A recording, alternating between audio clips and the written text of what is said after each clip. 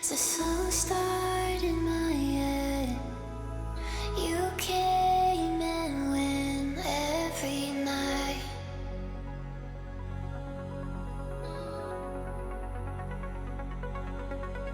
If I see you again, are you my friend or my life?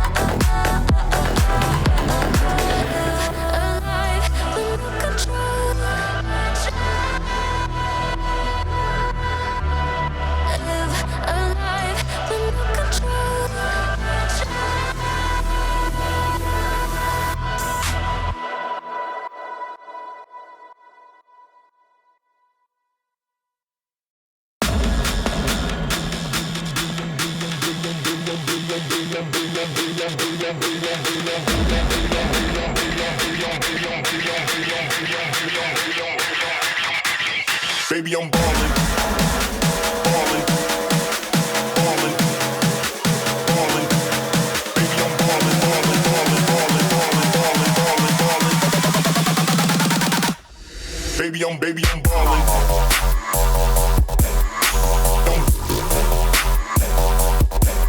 Baby, I'm ballin'.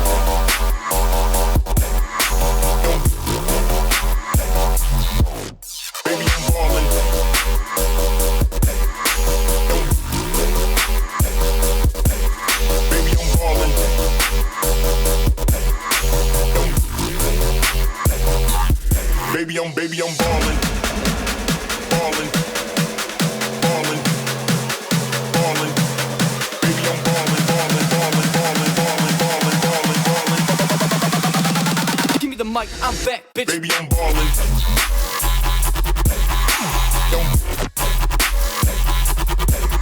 Baby, I'm ballin'.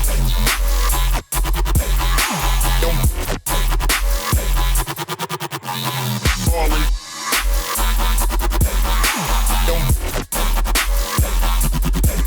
Baby, I'm ballin'. Baby,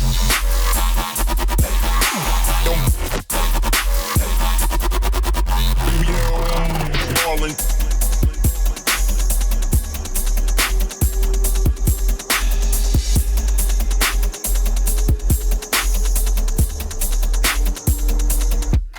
Baby, I'm ballin', ballin'.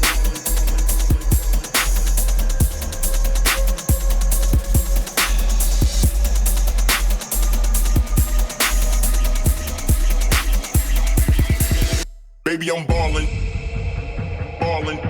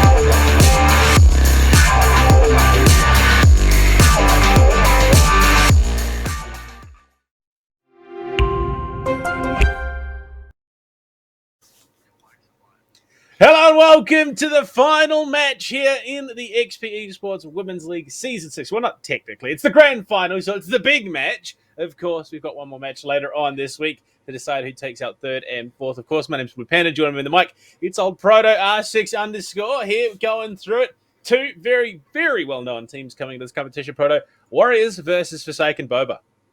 Yeah, look, I mean, you do have to give it to the Warriors girls. I mean, called it. We're here now for the grand finals, so it's going to be a good night tonight. Hopefully a good game. Hopefully some good match to come out of it, and I'm genuinely looking forward to it. Well, let's have a look back at how we got to this point. Of course, the league format where this all started. Of course, 8 teams playing in a 7-week best of one round robin, leading into the top 4 teams making the semi-finals, with first seed versing last seed, second versus third in the best of 3 format. Winner of those 2 matches now find themselves in the match today, the grand finals, to see who takes it all.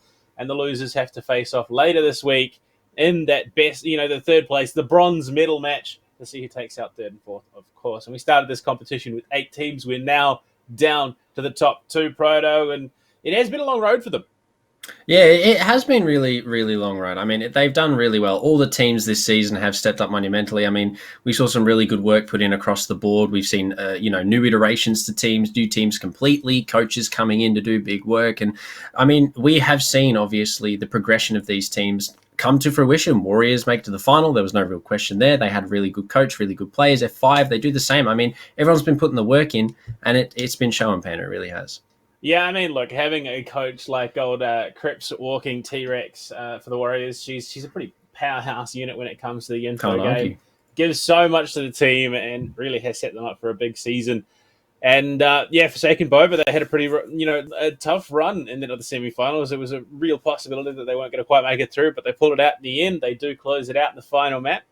And of course, we find ourselves here looking at it. And the big thing, though, is what they're playing for today.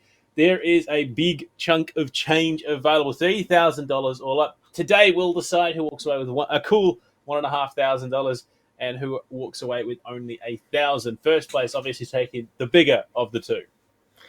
Yes, and third, there's some there for them as well. 500 to take home for themselves. I mean, there is a lot. Thank you also to Ubisoft for providing this lovely, lovely prize pool. But Panda, there's something else that they're also battling for, possibly here tonight. Bragging rights and the MVP award. Of course, we do have our lovely sponsor, ZQ Racing, who are going to be providing another ZQ Racing chair with over $300 Australian to the MVP of the season. And there are a number of contenders right now for that position.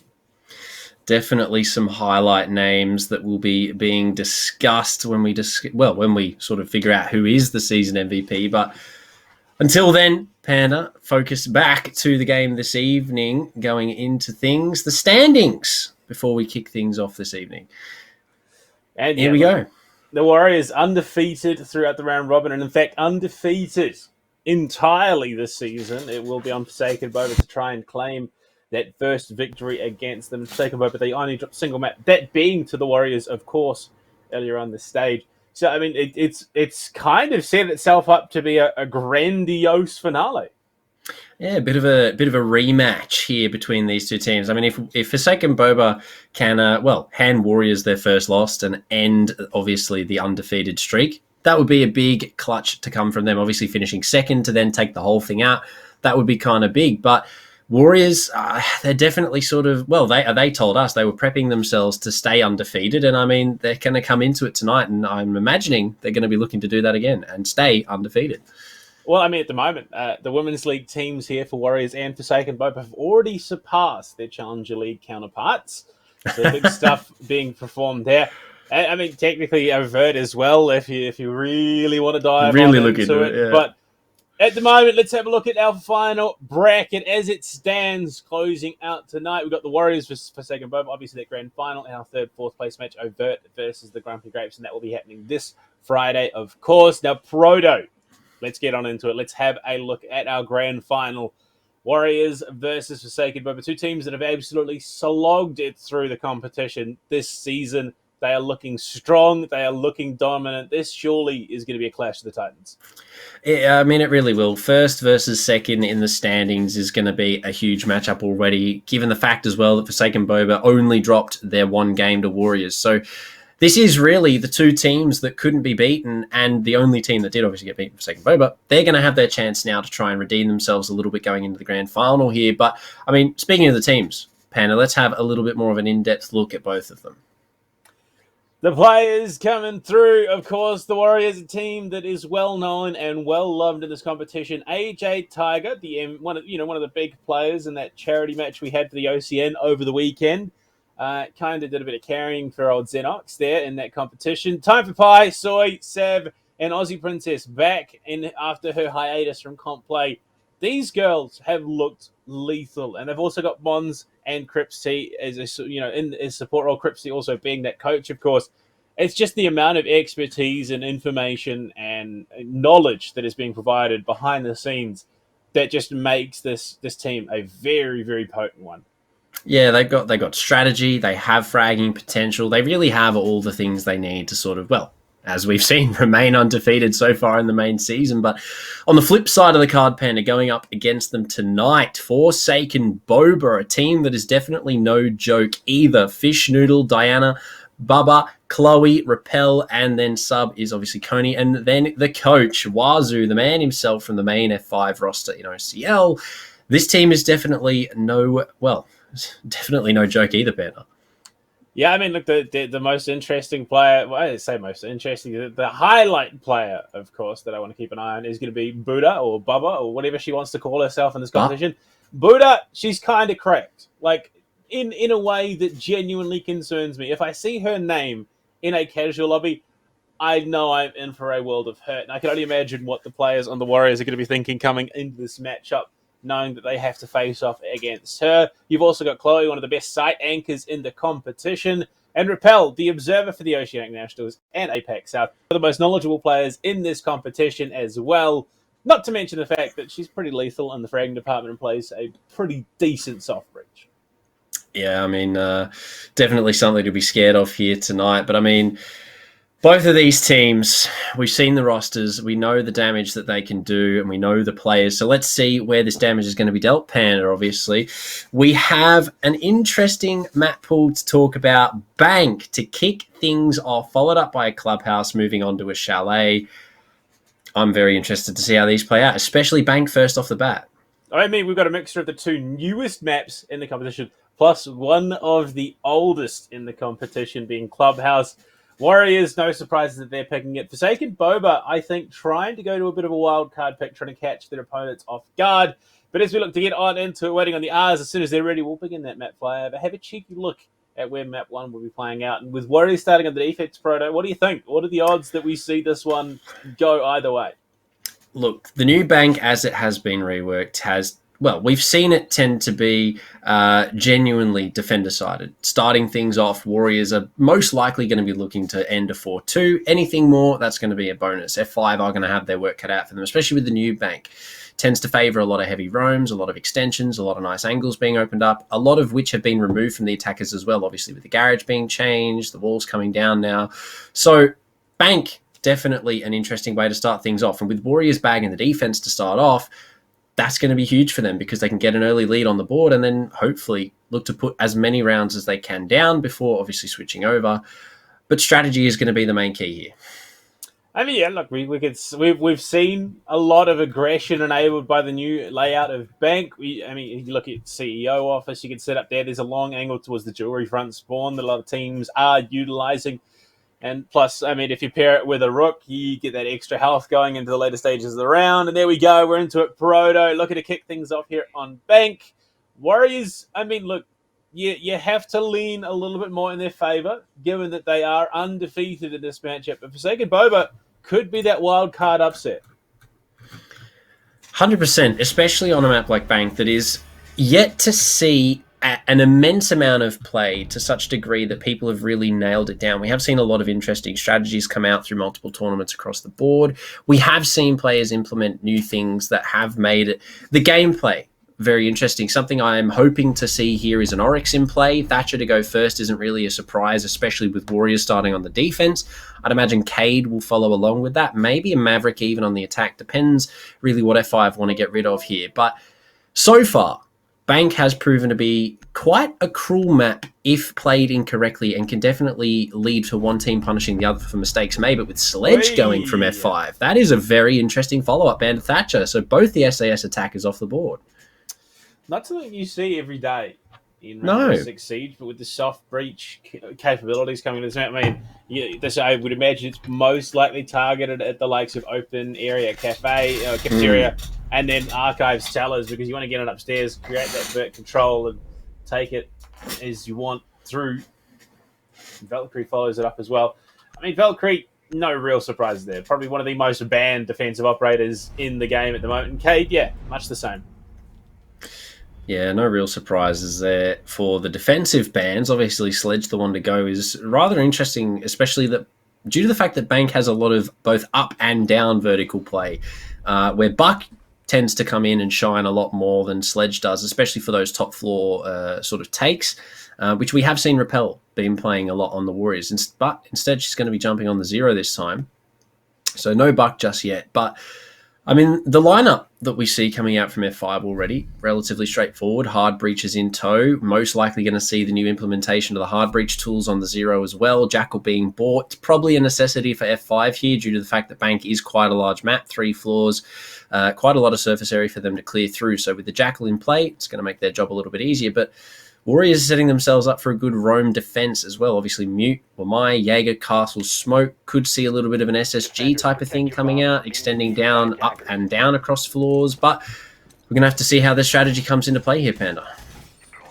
CEO, an interesting start. I mean, a lot of teams you'll see will opt into the basement defense first, but the Warriors, they come in with a game plan. They know exactly what they want to be doing. They see that Castle as well. Like, you want to be good. Honestly, I'm not surprised at all. We're going to see that set up towards, I would imagine, the windows over by Banana, but I mean, there's a pretty stock standard setup that has been established for this map and for this bomb site in particular. You want to, reinforce what we're seeing reinforced, deny any sort of hard breach and lock down that long angle through the hallway. Repel's trunk spotted there, unfortunately, by the loan office.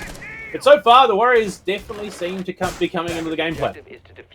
Yeah, there we go. The castle barricades, banana window is going to be locked down there as well, allowing a little bit of play through to Trump office, but all the same, a good setup so far for the Warriors. F5 now making their way in. Their setup is going to be relatively good here. Obviously, the Habana in play, going to be able to, quickly look to clear out that top elevator position. Repel trying to get that default from outside and be able to clear that utility. F5 just setting themselves up really here, getting some CO control on the Repel and trying to do some work in towards the site. But looking to clear out that utility in the castle barricades, pumps in a concussion, clears it out with the lifeline in the end. And now he's in this position, play some very, very strong angles. And there's one of them, being able to control that front portion of this bomb site and can cut off the rotate back for Sav. New Zealand Warriors can find themselves cut. I mean, the site being cut in half, that's a dangerous prospect. Oh, unfortunate there, not getting that kill under the Jaeger to open things up. But here's going to be the next issue for F5 with no Thatcher in play and no Carly being bought. That mute jammer is going to be denying so much wall control here for F5. Diana Sabana's yet to go off, but the nade will be able to clear out that utility and now to open There was an ADS in the elevator. It didn't go deep enough. Yeah, wow. It wasn't deep enough. Unfortunate there. The nade just sneaking by the range of effectiveness there, so that now opened up, which is going to make Soy's job a little bit harder. But at the end of the day, a minute and a half wasted so far, so Warriors are looking pretty decent. Gemini plus a drone heading straight up main lobby stairs, looking for that info. But yeah, look, Warriors not going to let that info go freely. Oh, cheeky little upside down main lobby Skylight Repel there. Ironically, from Repel herself. Playing a bit of Spider-Man, looking for some info. This is Wildcard were the ones that do it in the OCN that made it famous. Can't really blame them either. Some of the angles you can get on that Repel are really good. So good to see F5 utilising that angle. But now only 50 seconds left. They're going to start making their way through to Trump. They have the Repel set up for crossfires now. A little bit of damage dealt to Sav. Some Repel as well from 2 players outside the Banana connector here. Starting to make their way into the office. 35 seconds left, though. They're going to have to execute here. Shots going out. What a ripper of a headshot there onto Diana. Sav getting away with murder. Trying to repel the player outside the window. Another one, unfortunately, going to go back her way. But on the repel with the LMG, E shuts down. Chloe follows up a quick kill onto Soy. They're charging on, taking control of the site. Chloe on the plant, but they don't know. Time for Pie is in the main lobby, rotating back. Repel, the Nitro Cell just missing her. Time for Pie runs on in, finds the back fish noodle. Repel has also fallen. Quick kills going the way of the Warriors. And they are looking to clean it up and try and get the defuse, but it's Butt on that Repel. Still watching through connector play inside CEO. Can't find the kill either. Down to the pistol, time for Pie. It's going to be a jump out, concussion in. It's enough to stop the defuse, but it's AJ Tiger to hit a crisp, clean headshot. And I mean, look, it's AJ. She hits those 9 times out of 10. Really well retaken there by the Warriors. I mean, the plant went down. The site take was good from F5. They got that bomb down. They had their crossfires, but Warriors still had some positional advantage, obviously with no presence over towards Square, no presence inside of stock office, no real presence at the White Stairs side of things. Obviously, Rappel was kind of at the elevator to cover that 90 hallway, but there wasn't enough coverage from F5 to protect, well, reliably protect the planter and the remainder of the post-plant positions, and Warriors were allowed to just sort of walk on up and clean up what was left. Obviously, Mute on the flank as well. Really well done. 2 or even 3 kills there from Sav. So big things for Warriors and really well done. You do have to highlight both teams, though. Really good execute, but the retake, unfortunately, for the attack was better. Time to fight. Absolutely clinical in that. Didn't quite land the nitro cell, but definitely landed the shots. That's exactly what you want in that situation. The Warriors back themselves. AJ bringing out the Oryx as well here, down for the basement bomb site. The 2 key players in that round looking to play some heavy roamers. I mean, you got Oryx and Vigil. Both of them are going to be looking to play offside. Yeah, we did talk about Oryx before the game start. Obviously, he allows so much maneuverability between floors as well as running around just in general. Being a 2-speed, 2 armor, still has a decent amount of speed, but also obviously with the Rima dash and the ability to jump up between hatches, gives AJ a lot of maneuverability. I mean, there you go. Already in play from 2nd to 3rd floor in a second, can dodge air jabs, can dodge claymores. So Warriors on this roam, they're going to be really scary unless F5 clear them out properly. Obviously, with the Jackal in play, things will be made a little bit easier. But if done incorrectly, F5 could be punished quite considerably here. Drone play, key, especially over towards ATMs. There are a couple of cheeky positions as a defender that you can jump in and hide in, that you don't want to be caught off on if you are Forsaken 5. Rappel, you can see she's dancing around. She wants that info. Wants to find out whether or not there is some presence up here on the 2nd floor, and the shots will confirm it as she dances around upside down on the window. Now it's about feeding that info through to the rest of the team to transfer it into a kill. They can open things up with 1 here. That'll be huge, but no, it's going to be Butt to go first. Fish Noodle will find 1 onto Aussie, though, so the castle being traded out for the Zofia. Probably a trade that favours the Warriors, but they're quite happy. They're starting to make their way off of the top floor and forfeiting that, those positions they had set up. F5 have now full control of the 3rd floor here, but Warriors have already fallen back. They've taken their pick and disappeared with it, and you can't really blame them after finding the Zofia really early here. Hufflepuff still lurking around, has AJ in close proximity, so they can make that play off of each other. This castle barricade will finally go down 1.5 times. Going to give AJ just a little bit of a boon and an advantage there. Fish Noodle heavy tag, but will be able to answer back in kind. Cam ready. All of a sudden, it is the Warriors at the disadvantage, but they've proven time and time again that this does not guarantee that they will lose the round.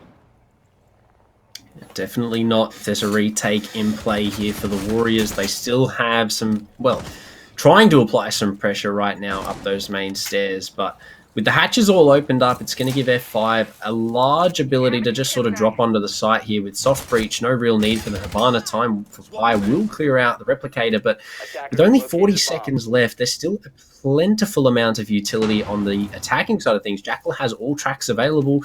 Obviously, we also see some soft breach and flashbangs being bought, but it's going to be 30 seconds, Panda. They're going to have to go for a plant here.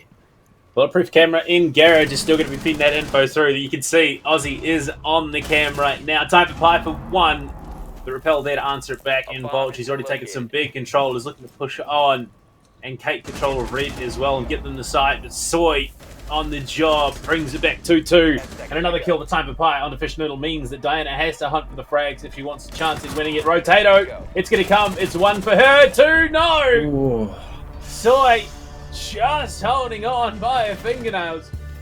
Will bring the round back. Had the info, but it was a straight up head-on trade. That could have gone either way. That was a little bit too close for comfort there for the Warriors. F5, so close. Really good rotations called there, and some good positioning inside of Jackal there, inside of Garage there from Fish Noodle on the Jackal. Something interesting though that may come into the highlight here: no tracks were used at all by Jackal in that round, which could have made things go completely differently for F5 if they had known some of the positions of the players remaining on the bomb side, obviously in the 3v4. But still, got it down to a 1v1. Diana almost making a huge play. Did find the vigil, but just couldn't quite land the shots, unfortunately, onto the Jaeger. But, I mean, Warriors still, that was a really close round, and that honestly could have been F5's. So, F5 are definitely here to play, Panda. We knew that coming in. We 100% knew that was the game plan. And really, no surprise they're bringing this sort of intensity. It's come close a couple of rounds now, but unfortunately the Warriors just that much more fastidious, holding on to these key positions. Now we go to open area, though. This is where things quite quickly can fall apart for a defending team. Gives Forsaken 5 the best chance at picking up a round with it, of course. But, I mean, the onus will repeatedly be on the Warriors to hold off. And the repeated use of this castle is quite ingenious. Yeah, it really is ingenious. Cuts off a lot of rotation abilities for any players finding themselves on the second floor. Also cuts off a lot of angles into the site. Having that door open for attackers is really huge both ways. I mean, defense obviously really big as well for rotates. So closing it is sort of a win-lose situation, but I mean, we already saw it coming into effect there for the Warriors in the previous round. Shut down a lot, drew out some utility usage from F5, the Gon 6 obviously on the Yana. So good to see them implementing these types of barricades. Obviously, we do see this paired with the Roam as well. And that is a huge thing. Oh, that's a massive down there. Mute to fall. That's, I believe, a Nitro loss now in the hands of Time for Pi as well. Yeah. And this is what I was talking about, that vertical. They wanted to get Sledge off the board, but it doesn't really matter. You got Butt on the job, has the breaching charges available, so we'll be able to start opening that floor in just a moment. They want to confirm even more control if they possibly can. But it's going to be slow going. Repel making her way over towards that Stocks office, setting up the flank cams as well. This is why we see the Zero come into play. Those Argus cams on flank watch are just so key. Yeah, the fact that they can be placed anywhere really makes them hard to spot out as a defender. So good to see it being implemented here instead of the Nomad, honestly. Probably a better choice at the end of the day. But here's that castle barricade already drawing out utility. They're going to be trying to set up some flank utility here. Unfortunately, the Aruni Gate on the other side of the door will deny the Argus cam. Now, Repel still with the Gon 6, I believe, looking to possibly bust open the single instead of the double, which would allow them a little bit more maneuverability and not allow the defenders to come for a flank here, because that is exactly what Aussie would be looking to do if that door was opened up. Go for that rotate, maybe even Sav, try and get aggressive down that hallway. But I mean, right now, F5 sort of trying to get a bit of a split push going here. 3 inside the lobby, 2 still upstairs, I believe, playing vertical. Here's that castle now to be opened up. So it's a good start for F5, especially with Butt finding another one onto AJ. Pushing in from the back side of Archives. Could be a huge pinch. Aussie finding one. The pre-fire coming through. It's already been traded back by the time Butt gets involved. Does Butt know that there is a player tucked into small office? Soy there just around the corner with the Roni. Could very much upset some momentum here if she finds a couple of quick headshots. She is looking for it in there. Sav just inside open area. Soy tucking herself in. Knows the push is coming. The ping's through as well. 1 kill. Can she find 2? No, out of ammo. But Sav there to help her out. Chloe down. It's onto Diana again. And the Warriors will just sneak in under the door. And they pick themselves up a 3rd round. These are getting too close for comfort, Proto. A 2 versus 4 for the Warriors. Wow.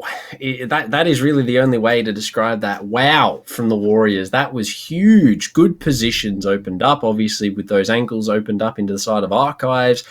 The Malusi on the door really slowed F5 down. You do have to highlight there, though, F5, really good push. 2 players coming from the double door or even inside of the small office. 2 players trying to come from kitchen. A good pinch was in play there for them. But Warriors, the positions they had set up, the utility there to protect them as well, there's not much better that it can get Panda, unless they start really doing some huge sort of renovations inside of the site. And that's going to be a flawless 3-site rotation. And now they're going to go straight back upstairs to do it all over again. I mean, the flawless site rotation just feels so disingenuous. Because that makes it sound like Warriors have been absolutely bullying Forsaken 5, when in fact the reality is, of course, these rounds are coming down to 2v2s and 1v1s. I mean, every single round has come down to either a 2v2 or a 1v1. And it's just been so unbelievably close that it really could have gone either way on the dime. Unfortunately for Forsaken 5, it has gone Warriors' way all 3 times so far. So, I mean, if this carries on, surely the odds are that Forsaken 5 will have to win a round eventually. There's no doubt about it. In my mind, F5 have really been sort of taking the hurt to Warriors. Majority of the rounds as well that we've seen have been sort of women advantage in their favour as well. 2v4 going into the end of that round. And really well setting themselves up for executes. Unfortunately, Warriors have just been finding sort of those key plays in the last dying moments of those rounds. But F5, I mean, 100%, you said it perfectly. If they keep it up, no doubt they can win 1, 2, maybe even 3 rounds here, because they have been getting really close to it. A bomb has been located. Now, though, we've seen Forsaken 5 already attack this site. So the Warriors should know what their game plan is. Concussion going to be eaten there, which leaves only the impact. The time for Pilot to get aggressive onto Diana. That is the hard breach now removed. All that's left is the secondary hard breach in the hands of Repel. Time for Pi, though, unfortunately walks into the line of sight of Butt, who will gun her down mercilessly. So a frag for a frag. But again, I think that definitely leans more in favour for the Warriors than Forsaken Boba. Yeah, especially getting rid of Habana early on. That means they're going to have to directly contest this elevator position, which is a really fortified one if set up correctly. And I'd imagine it is. There you go. AJ to find one there. We'll also clear the drones out with the FMG. Not the shotgun in that instance. Oh, so close to a second. Chloe, oh, there you go. We'll find it for AJ. A double. Taking Finker down. Repel, though, on that upside down, looking to try and get one back. I mean, that position right there for Warriors could now single-handedly, yeah, there you go, almost win them around unless Repel can go huge here. I mean, it's the interesting, opposite setup that we see from, our 2 big smokes in this matchup. AJ, unfortunately, cannot beat Repel, who bags a second one. Sav just tucks your head in over the banister and will have it shot off. But, I mean, you got AJ, a phenomenal anchor, but a slightly more aggressive one, running the FMG90. And there we go, Aussie shuts it down with a kill under Repel. And then you got Chloe on the side of the Warriors, who, I mean, is your traditional smoke anchor, will hold the site until their dying breath, whereas AJ on the smoke is one to go and hunt with the frag. So, I mean, look, it's interesting to see both aspects of the smoke come out. Yeah, Smoke is a very versatile operator, obviously, with the shotgun as well as that FMG. With the 1.5 as well, allows him to be quite an aggressive sort of play style. Favour those types of play styles, should I say. And I mean, we saw it just there. 2 huge kills on the main stairs with that 1.5. And that was just aggression. There was no Smoke utility even played, I don't believe, there for Warriors, just because it wasn't required. And he's not even being bought this round for downstairs. It is going to be the Oryx again paired with the Vigil on that deep roam. And I mean, that deep roam proved to be quite fruitful for him in the last round, albeit 2 versus 2 to come down at the end. Even a 1v1, should I say, at the end. But F5, they are getting really close, Panda. They're doing everything right. It's just Warriors are there to greet them. And the ones don't necessarily, unfortunately, go in the favour of F5 at the moment. It is only the first map, though. So you do have to take that into consideration. We do still have 2 more here. So it could still be warming up. It could still be getting into the swing of things. But Warriors right now lead 4-0. F5 need these 2 rounds if they don't want to end on a pretty heavy-sided deficit here. Attackers are moving out to locate a bomb and defuse it. Indeed. Back down to the base. And once again, we start seeing this castle.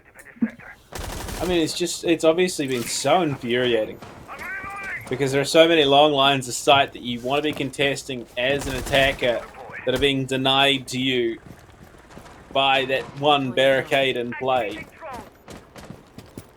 That isn't, I mean, 0-4, not impossible. I mean, hard. Damn hard for sure, but not impossible for Forsaken Boba. Definitely something we've seen done before. Definitely something that I think we could see here again. Some good default utility being utilized by Warriors here. They're going to clear out that castle barricade a little bit quicker this time to try and make their way into that middle floor corridor. We do still see the default in the main lobby available here for Warriors, which is relaying a lot of information to the roamers. Obviously, Sav just holding that camera can see both of those players. Already saw the player on the double, has now spotted out the feet of Jackal and is just telling Aussie everything that she needs to know. You can swing this, you know this. And this is where Warriors are really, really good on this roam. They have a lot of this information provided. Bulletproof cameras, defaults, now cleared out. Call's going to be made. And this is where it obviously comes to sort of having that chemistry with your team. Have people watch those cameras. Because it allows the roamers to do really well, as we've seen for Warriors so far. A lot of information playing out in favour of the Warriors again. But you look at the players, there's just so many of them just tucked in right now. I mean, just look at it. You got I love AJ, these positions. Yeah, you got Aussie in tellers in the office. Rappel just going for pretty shot. But then you've also got AJ, who is over towards I believe it's small office, tucked under the desk as well. So yeah, just tucked in. Like, they know exactly what the game plan is. They are looking to willingly forfeit the site in the attempts that they can play for a pinch. Unfortunately for Aussie, Fish Noodle is going to hit the shot with the PDW. Takes her out of the equation, but they have no idea that AJ is right here.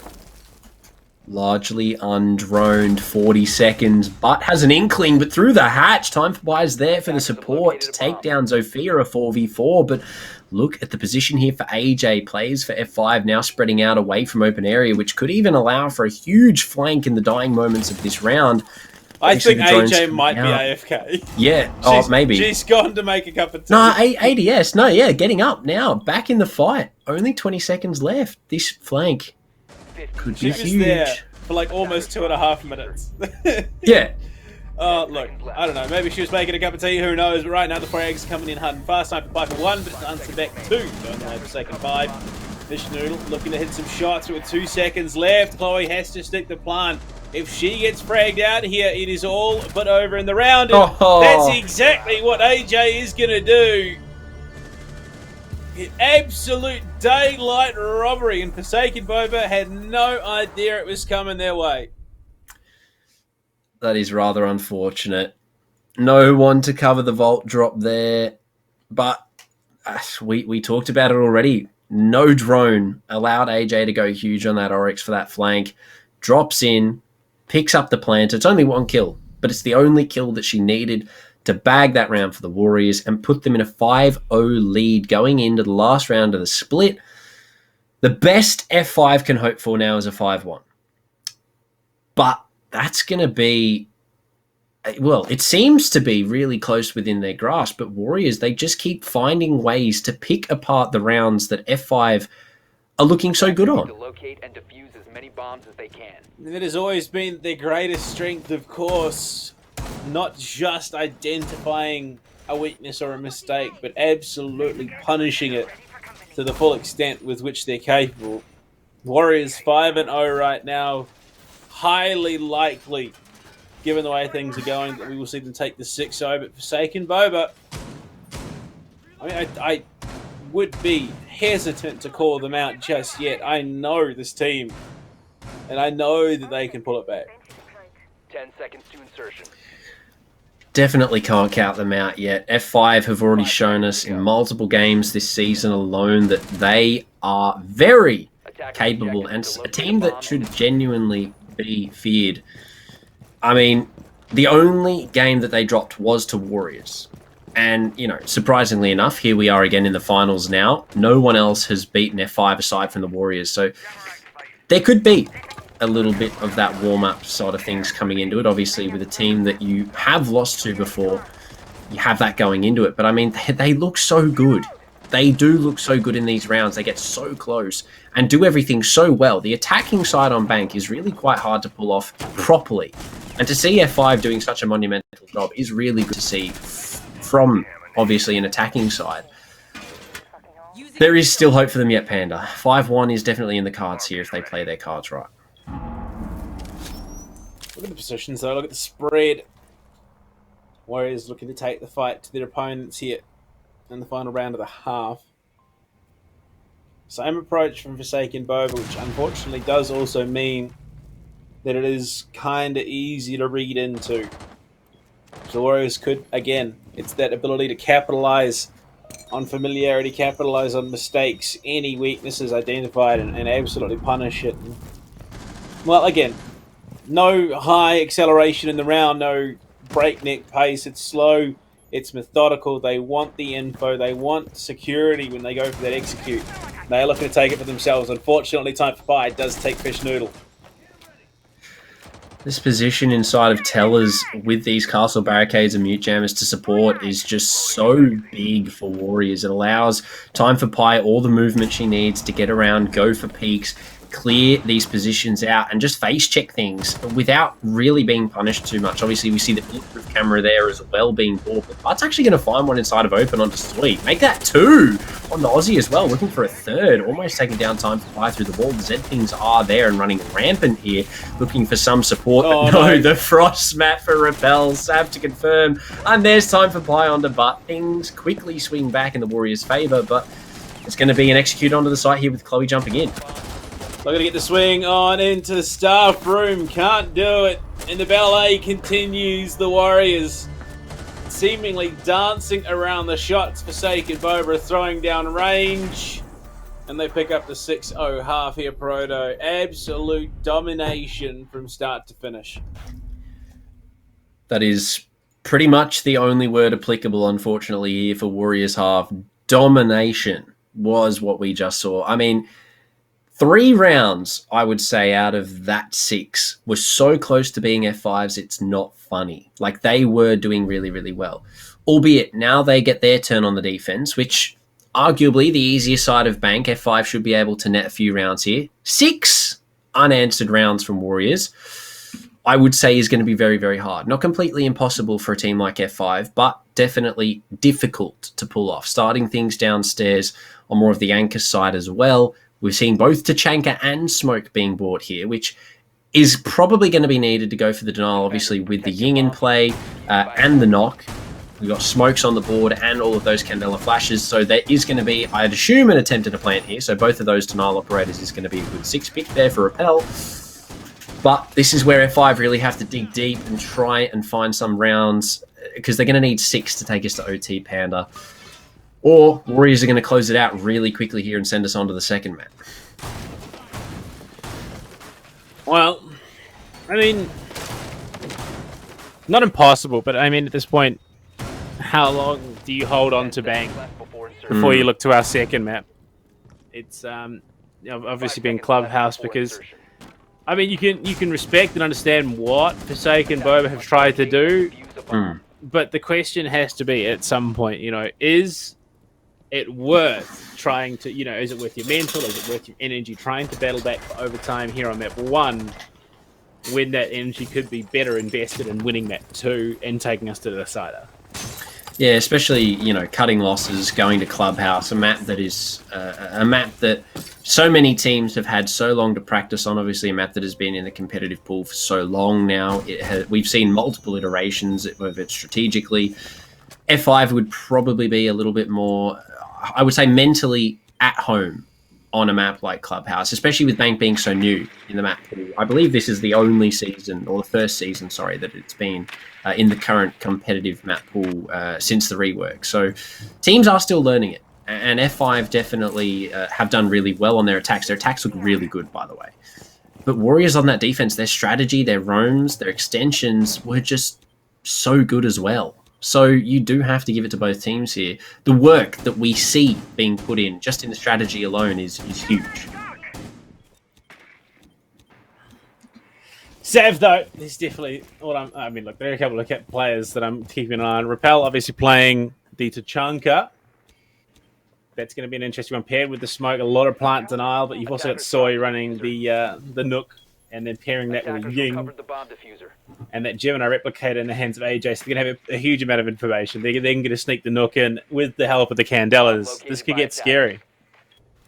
Definitely what comes down to execute time here. If done well, Warriors could cause a huge ripple into the site with those flashbangs and smokes. Obviously, Soy, silent step, no noise emitted means that she can get really, really deep really quickly and do a lot of damage, say, towards red, clearing out a lot of positions. Obviously, Time for Fire now making that job a little bit easier, trying to get rid of that shield, sending through some of those explosives to try and clear that position out. So now with only 50-ish seconds left, it's going to be a straight-on 5 versus 5 nade now to follow.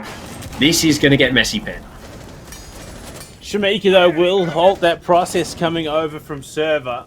They're going to have to battle their way through if they want a chance of getting the plant down. Candela's 3 in hand for Sav, who's trying to cover that cross from the gold bolt. Doesn't want to be pinched in later on and deny that plant. There's so much that could go wrong. They're looking to set themselves up for that cheeky little backwards plant. Just tucked inside CCTV, but the shotgun will give away positioning of Chloe. Just tucked in red. There's a lot that could go wrong, and a lot that could go wrong very, very quickly here. Smoke's thrown deep. Sav is going to hot drop into the site, looking for the plant, but the Shamika launches aren't going to land in the right place. Neither do the toxic canisters. They can't deny. Sav's going to stick it out. AJ falls. So does Chloe. The team Nitro, but does secure Sav. It's an absolute mess in. Time for Pie with the knife, but will be gunned down by Rappel. It is now a 2 versus 2. Rappel playing in behind the bomb chassis.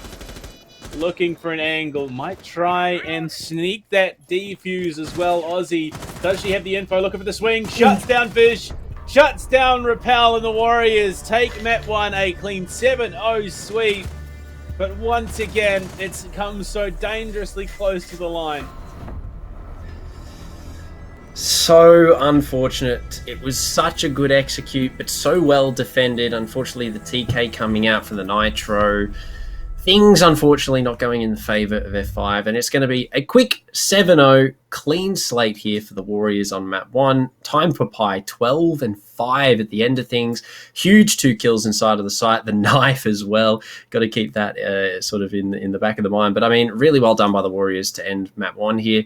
Very quick. Very well done as well. I mean, their defensive half strategy was there. They implemented it really well. And then their attack, they managed to get it down. Again, though, we saw it there. Panda, 2v2 at the end. F5 was so close so many of those rounds. And I think if we played that map again multiple times, we would end up being ever so close at each round that we played it. But at the end of the day, right now, Warriors 7-0, looking really good going into map 2. Oh, most definitely. We're going back to Clubhouse as well. It's the old staple of ANZ. Very strategic, very, very straight out. So everyone is sort of, you should know where things are going to be going, but how things will be drawn up in the grand scheme. But right now, we are going to be throwing it to a break. When we come back, we'll break down map 1. We'll jump on into map 2 to see whether or not the Warriors close it out in 2-0 or whether Forsaken Boba take us to our decider of Chalet. Of course, we'll be back very soon.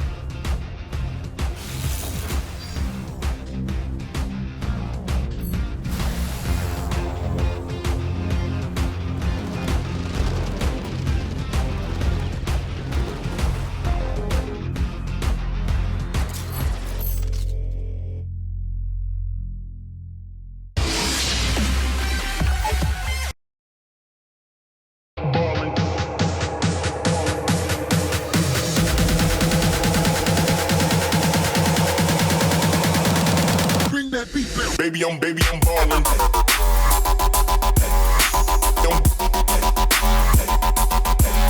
Baby, I'm ballin'.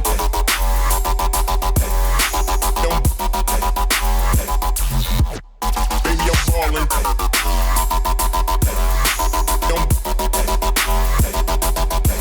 Baby,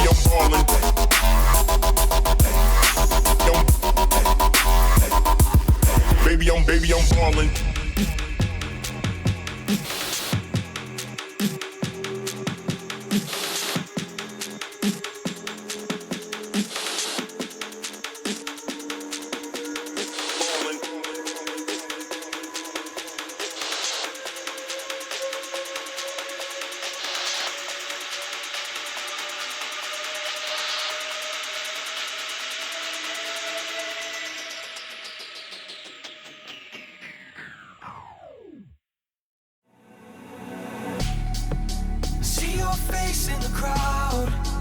you don't seem so far away.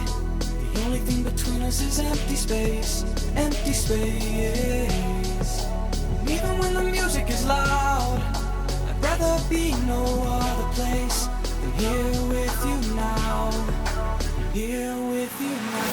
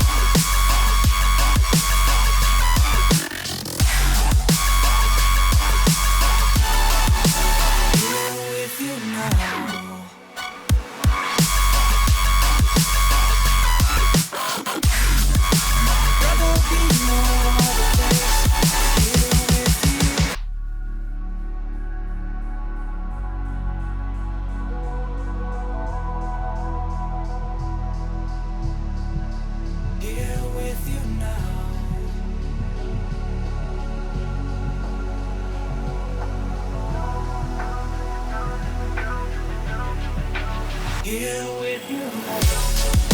See your face in the crowd, but you don't seem so far away. The only thing between us is empty space, empty space. Even when the music is loud, I'd rather be no other place. Here with you now, here with you now.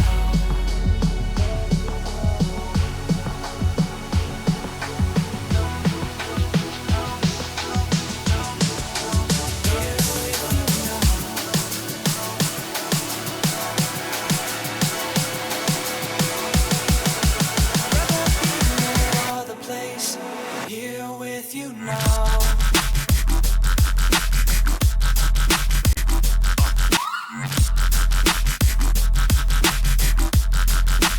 Here with you.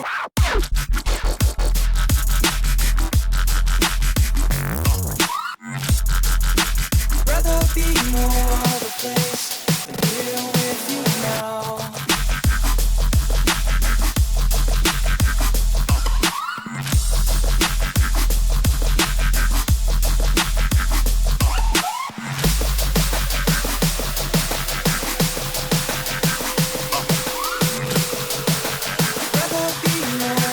Place than here with you.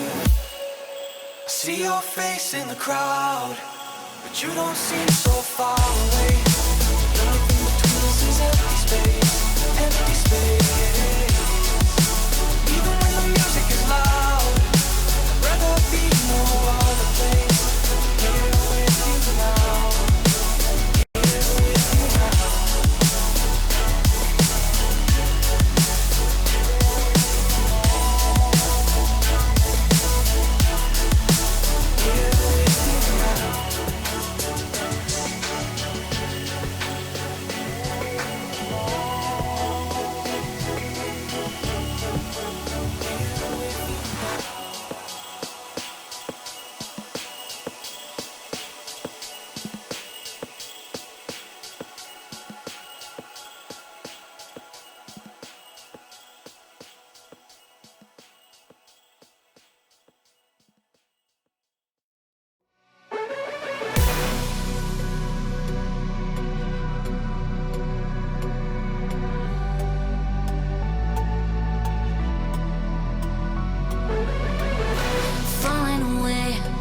I'm searching for the break of a day to follow away to you. 'Cause at the end of the day, I'm looking for no reason to change. 'Cause everything is good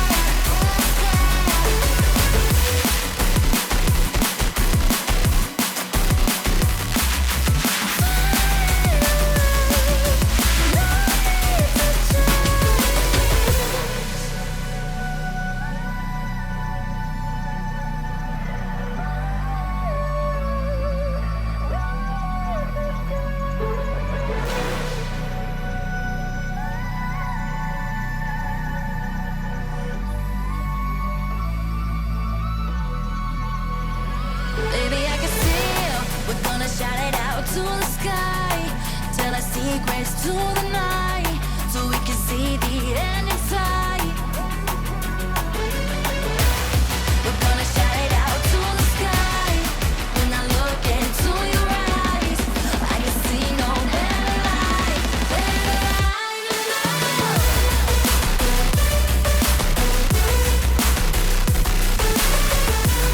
We're gonna shout it out to the sky.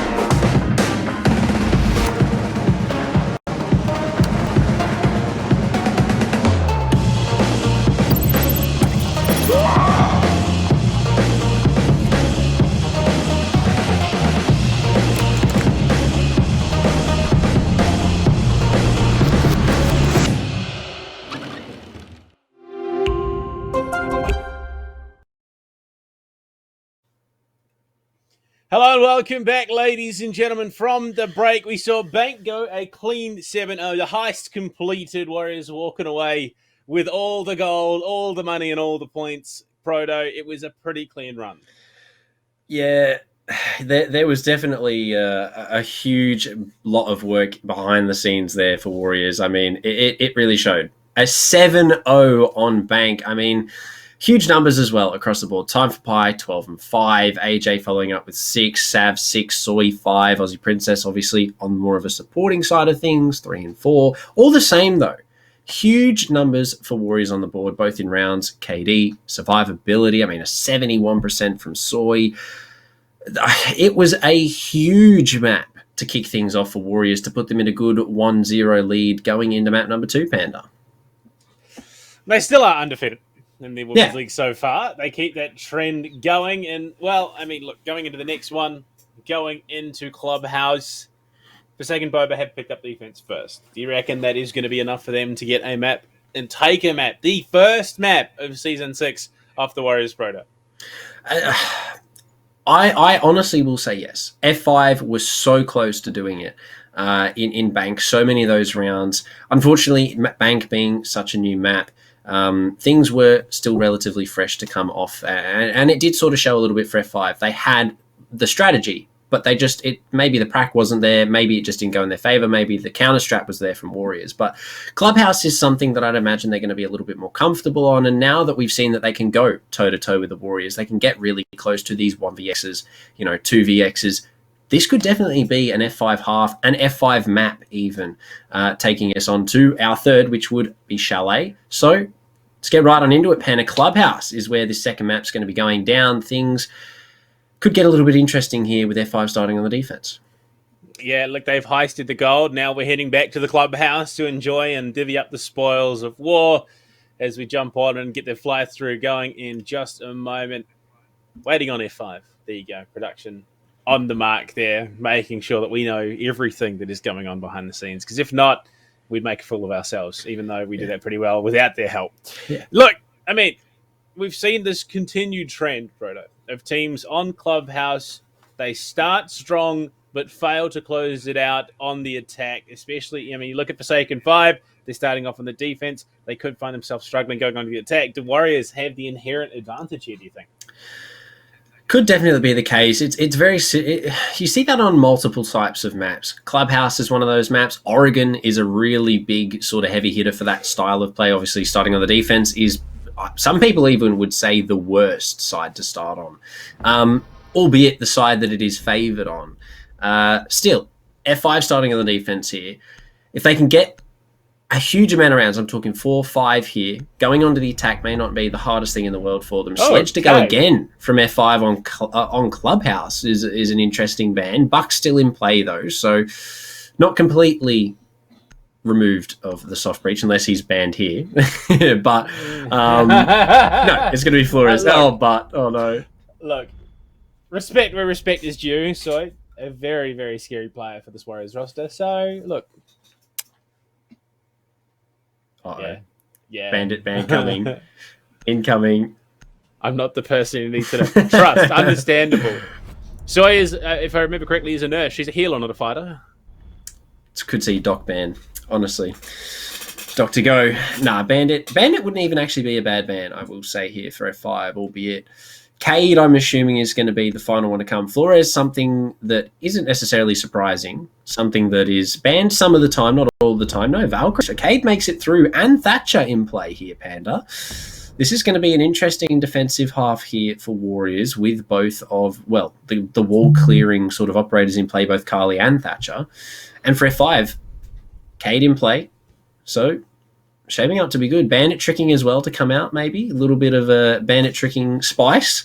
But we're going to see how F5 choose to take it. They're taking us straight to bar stage, which is the new iteration of the bomb site. And with the castle in play, bit of an extension. Cade being board as well. This is a very interesting start here for Clubhouse. Maybe trying to play the mind games early on. I think that is probably what we're seeing out of Forsaken 5. I mean, I'm trying to think of the word for it without... I want to say it's gimmicky, but it's not gimmicky. It's... fashionable.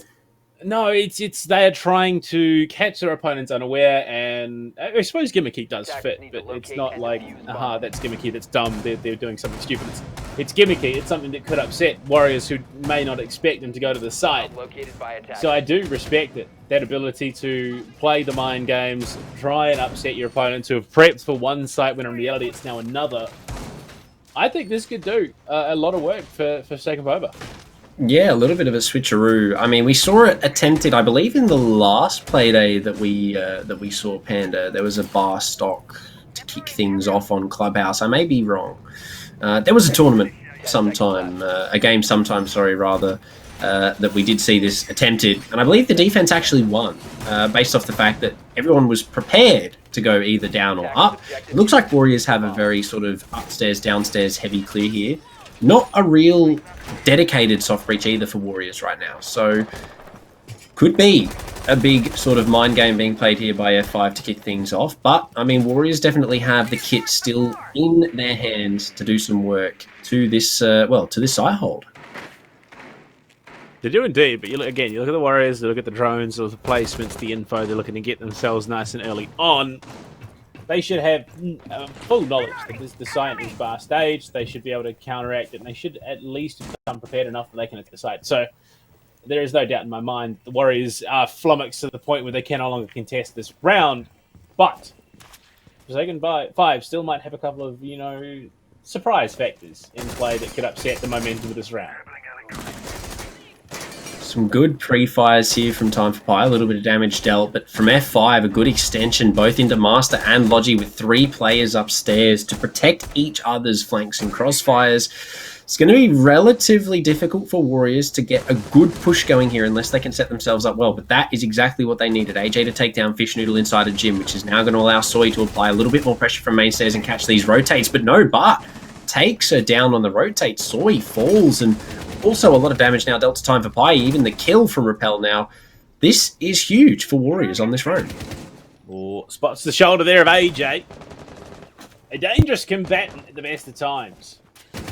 Honestly, it's probably one of the most surprising things. I think, unfortunately, due to the nature of her job, is as to the reason why. But I would be very keen to see her playing in the OCL.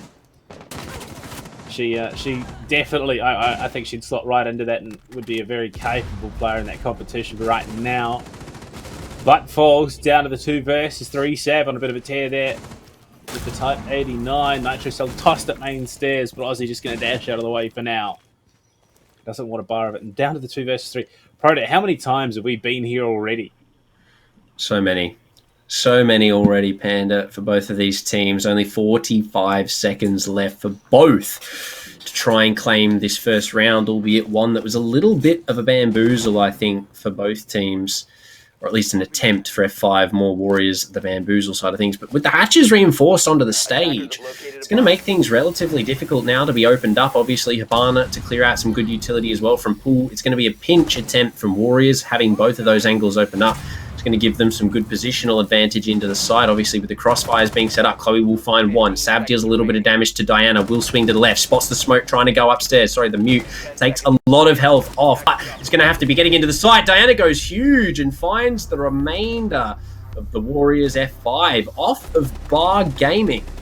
Going to walk away with the first round on Clubhouse. What a light up there. I mean, you look at it as it was in that round. Warriors are so worried about Chloe heading upstairs that Diana was able to just swing and lock it down.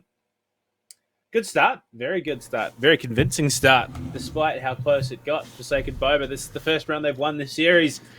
Here's to, hopefully, many more for them. Really, really good round. Do have to say the roam from them there. 3 people on the top floor was, I reckon, a really good play from F5. Really well read into. Obviously, Warriors, they use their information. They drone a lot. They send a fair few bodies to completely clear out a floor/area. And, I mean, we saw F5 play directly into that, having that full roam with multiple bodies upstairs. And the girls have done really well to shut down what Warriors brought to the table with that roam clear, albeit coming down to a 2v2, I believe 2v3 even, actually, sorry. But really well done. Diana going huge for 2 kills to clean up with the lineup. Warriors, I mean, that was one of the first rounds we've sort of seen them slow things down a little bit, but not actually get as close as they want to in the time that they had left. I believe it was only sort of, 20 seconds left when the remaining 2 started making their way into Bar Panda. So F5 definitely did catch them off on that round and have definitely benefited because of that. 5 seconds left. Yeah.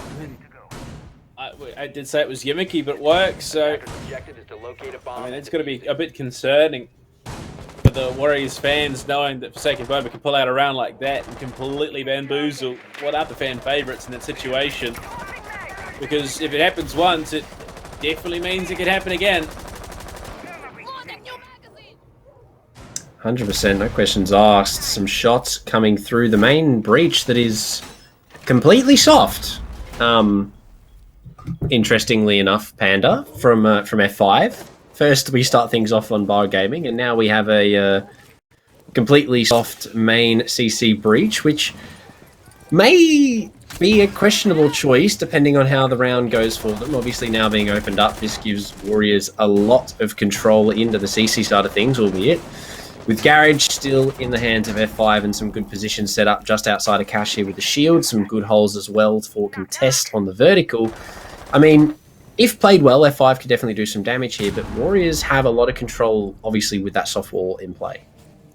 I think it just comes down to understanding they knew for a fact that Tetris in play, so they knew that that CCTV wall is going to be opened up anyway. So they wanted to be able to commit some of that utility in a better position, but Fish Noodle, the first of all, it's really heartbreaking sight in any round where you see a Jaeger fall into a frag grenade. Especially as the opening kill. Unfortunate there, but still a minute 30 left. F5, some good positions left to play with. Warriors starting to get a little bit more aggressive now that only half the round remains. They have to get a little bit more opened up, clear out some more positions. Garage is going to be now a focus for them. Trying to get that player at the window. Will spot the head, but can't quite find the shot. AJ goes down. Not confirmed, though. Will be able to be revived. Here comes the utility to clear. But inside a Garage holds strong for now. MP5 in hand, trying to do some damage. But for now, Warriors, they need to try and get... Nope, there we go. They're going to get that frag anyway. Sav to take down, but they now have Garage control with only 50 seconds left to execute. Chloe's going to have to play a big round right now. The smoke in play. Repel as well, looking to cover that default plant position. Chloe's positioning as well. You're looking at she's over in con, so it means that, well, second Cox canister out. AJ with a kill into Diana. Things are getting a bit rough, and Repel unfortunately steps out and loses her life in the situation there. And it's going to be a flawless response from the Warriors in the second round. Answering back with vengeance. Hey guys, you can have bar gaming. We'll take CC though. Thank you. Really well done by Warriors. Everything they needed fell into play. I mean, garage control, boom, we got that. Stock control, boom, we got that. And that's all the Warriors needed. Started, going for the flanks, pinching things out, main breach, obviously with some small red coverage as well, walking in, starting to try and go for that plant, finding the picks, cleaning up really well in that round for them. And ultimately, bagging themselves the first in this matchup here on Clubhouse, 1-1. But now they're going to see how they fare attacking Church Arsenal downstairs. Pulse in play for Repel. No IQ for Warriors here.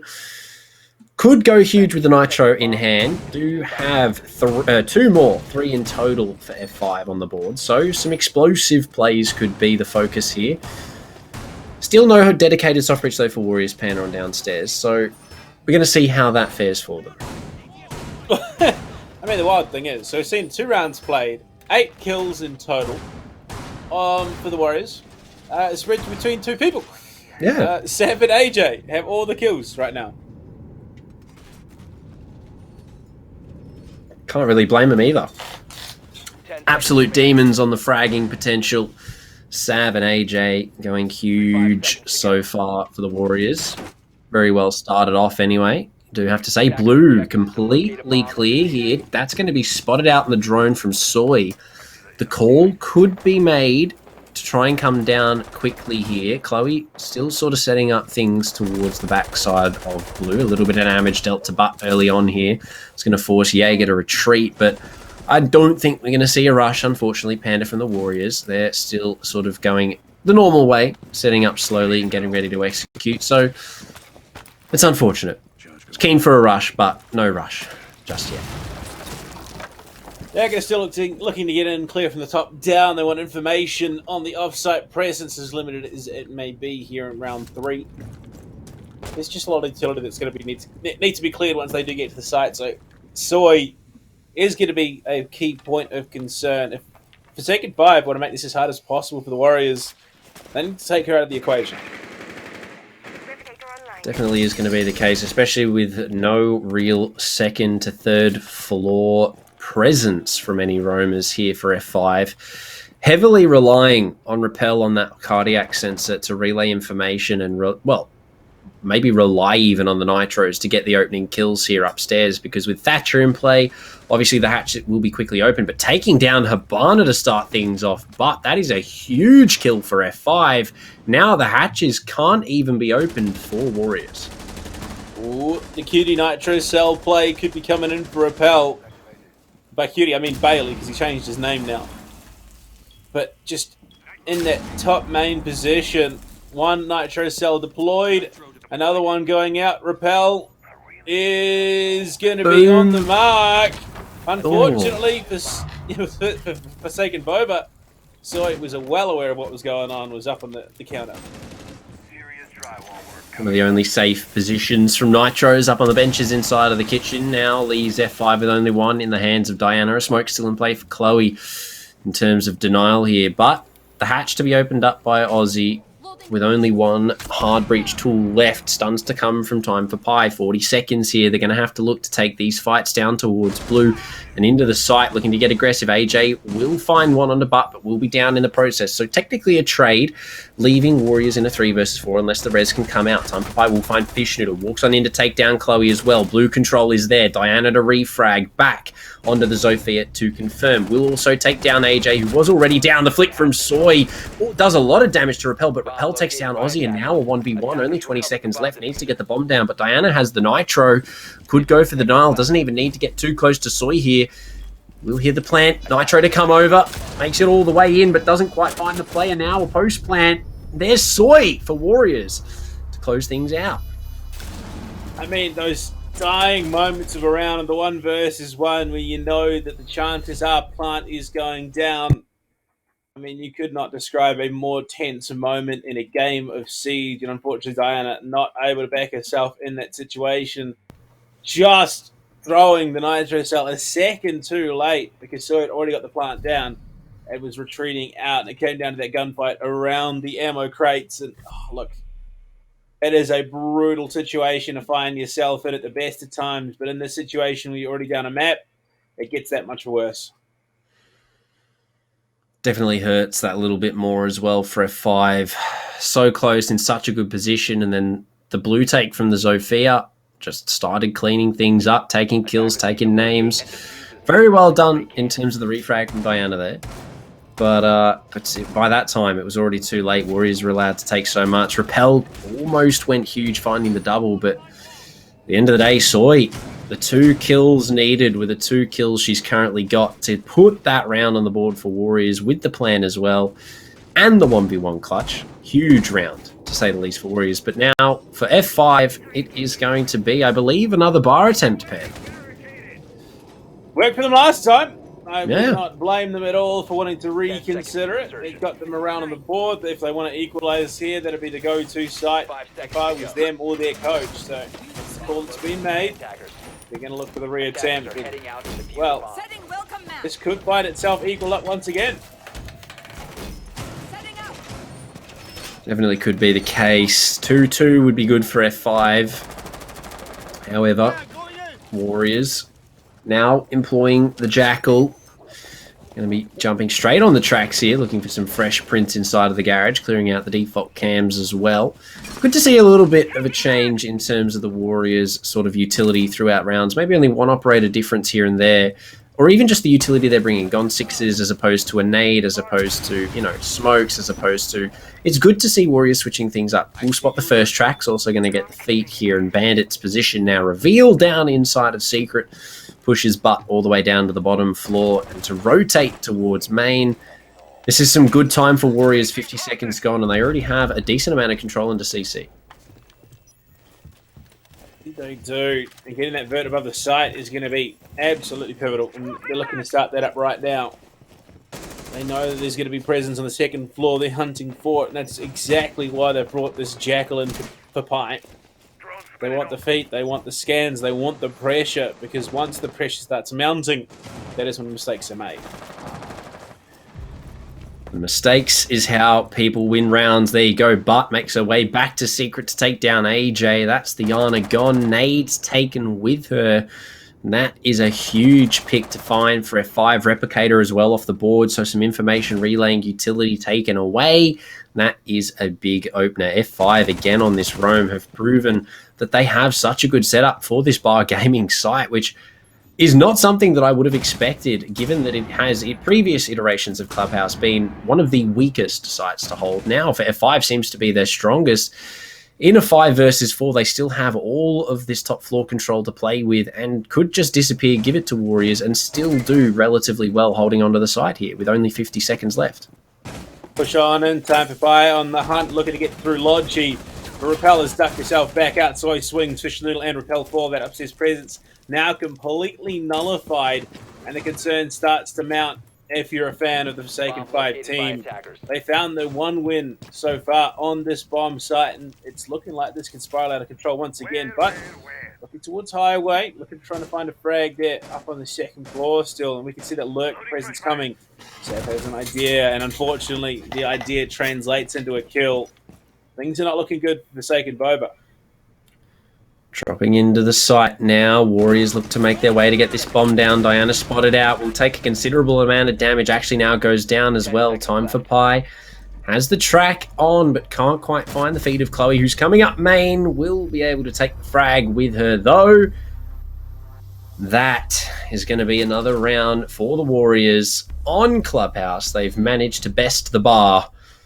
And F5 now going to be trailing by a couple of rounds. Warriors best the bar, and Forsaken Boba probably wanting to head there right now. I mean, it's not for lack of trying. None of this is for a significant lack of trying from the side of Forsaken Boba. They are trying. They are digging deep in the strat book. They are trying to make the Warriors work. The Warriors, they're not stressed. They're not fussed. They are handling this with absolute dignity. Yeah, their ability to adapt is something that is highlighted every week, I've noticed, and you really can't say it much more than that. Warriors' ability to adapt is amazing to watch when it's implemented. They can take a site hold, they may lose around here or there, but then very quickly change up how they take it. They set up for a different approach, and then they execute. And I mean, that is exactly what's on that top floor. This time we saw that main window presence from Soy, jumping into Master, cleaning up the 2 kills on the players who were focused on the con presence from Warriors, and that cost them their lives. F5 unfortunately can't hold every angle in the world, and Warriors were there to capitalize, but that is exactly what we're on about. They learn from their mistakes. They then make plays based on the mistakes that they've learned, change things up a little bit, get some kills, and ultimately rounds. I mean, 3-1 up on Clubhouse. The best F5 can hope for is a 3-3 here, which wouldn't be the end of the world. Even a 4-2 would be relatively good for them. So Warriors, they're going to have their work cut out for them here as F5 start to get a little bit more aggressive, having Pulse start off upstairs, but still, we get to see how this plays out. I mean, honestly, I'd almost favour something like the Cap Can coming in. Tried it with the Legion in that last round. You need to slow down the Warriors' push because they are just getting in. They have far too much time to work with, and when the next unit comes, they are incredibly comfortable. Find a Cap Can, find a Legion, or a one-tap. Find a kill like that onto Time for Pie. But yeah, she's going to be absolutely stoked with that.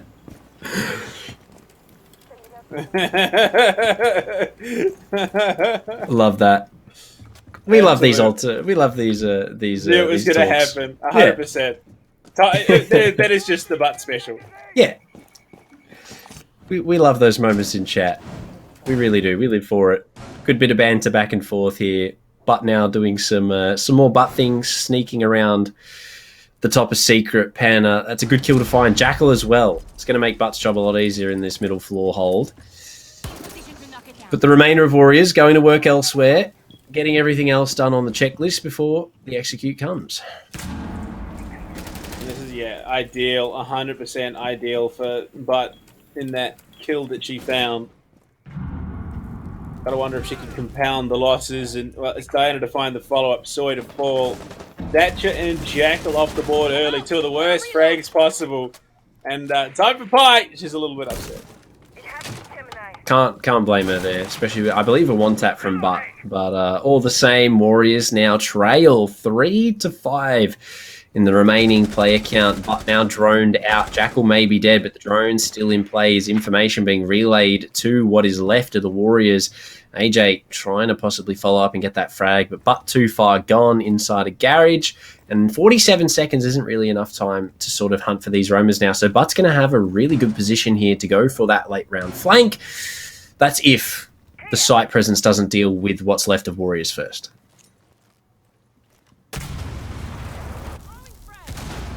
I've got to hope they can hold this one out. They want that 3-2, but AJ very rarely misses those. And a frag grenade towards blue could upset even further the swing, but it's at Aussie to clean Diana's clock. But on the hunt, looking for more, will only find the one before AJ drops her again.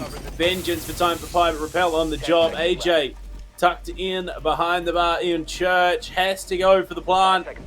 But it doesn't seem that Forsaken 5 quite know, and the plant will be secured with Aussie now being in the 1 versus 2. Chloe sticks her head out. Oh no, Toxic Canister lands right in AJ's lap, so they know that she's tucked into the corner now. They have all the information and all the advantage. If Mandy could land the perfect Nitro Cell, this round is going to be all but theirs. No, doesn't need it. The swing, AJ! Oh! AJ for 2! The ARX, you cannot tell me that it is not an overpowered weapon. Especially in the hands of AJ. Warriors, a round that had no right being theirs in a 1v2 with a smoke in play, Nitro in hand. AJ makes the dream work of it.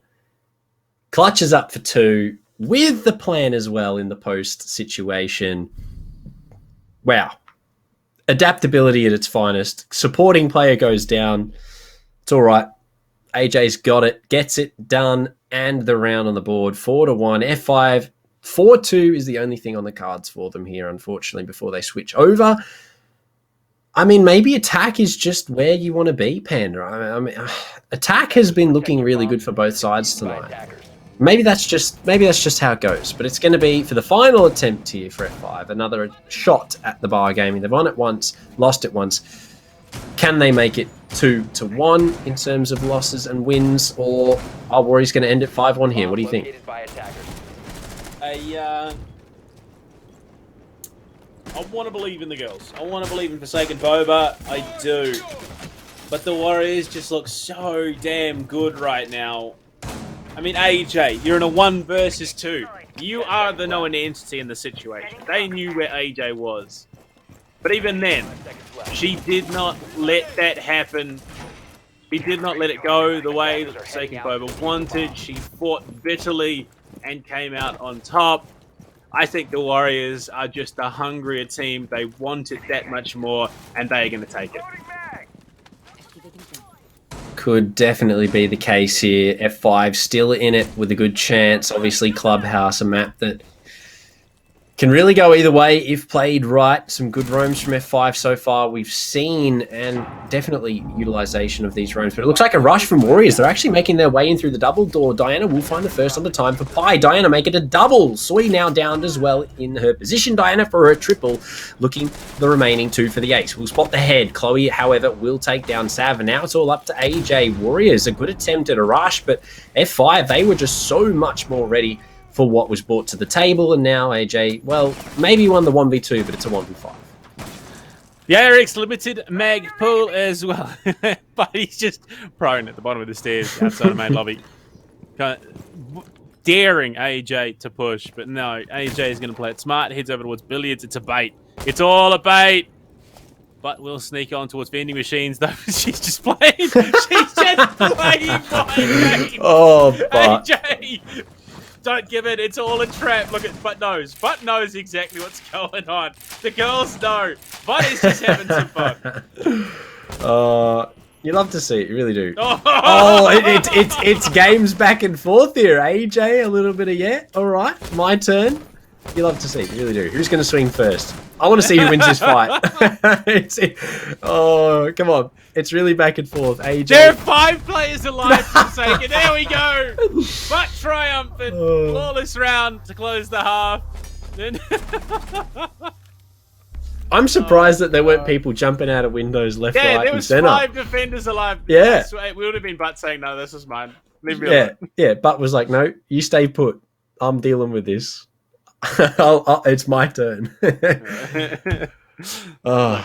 Nothing if not content. No, yeah, you love a bit of content. Especially, I mean, hey, highlight, F5 won that round, so they're up 2-1 on bar.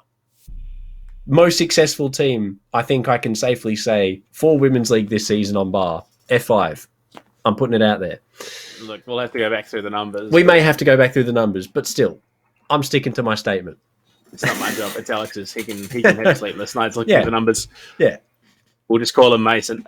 We love But it. right now, 4-2 half, with Warriors now heading over to the defense. This is where the hard work has to begin. Forsaken Boba, this is the beginning of their march towards the decider. They're going to have to dig really deep. Speaking of digging deep, there is the acclaimed Repel Buck soft breach that we spoke about at the beginning of this matchup. Coming to the light for the first time in these 2 maps now. F5 busting out that soft breach, but probably not surprising given that CC obviously clearing out that green box position inside of Cash up to the right near the A chassis there is a pivotal position to clear out. So Repel on that Buck is going to do huge things from down inside of stock. Warriors going to have to either roam to deny this or attempt to try and, well, contest the vertical from above, which sometimes works, sometimes doesn't. But Fish Noodle opens things up onto AJ, trying to spawn peek. No.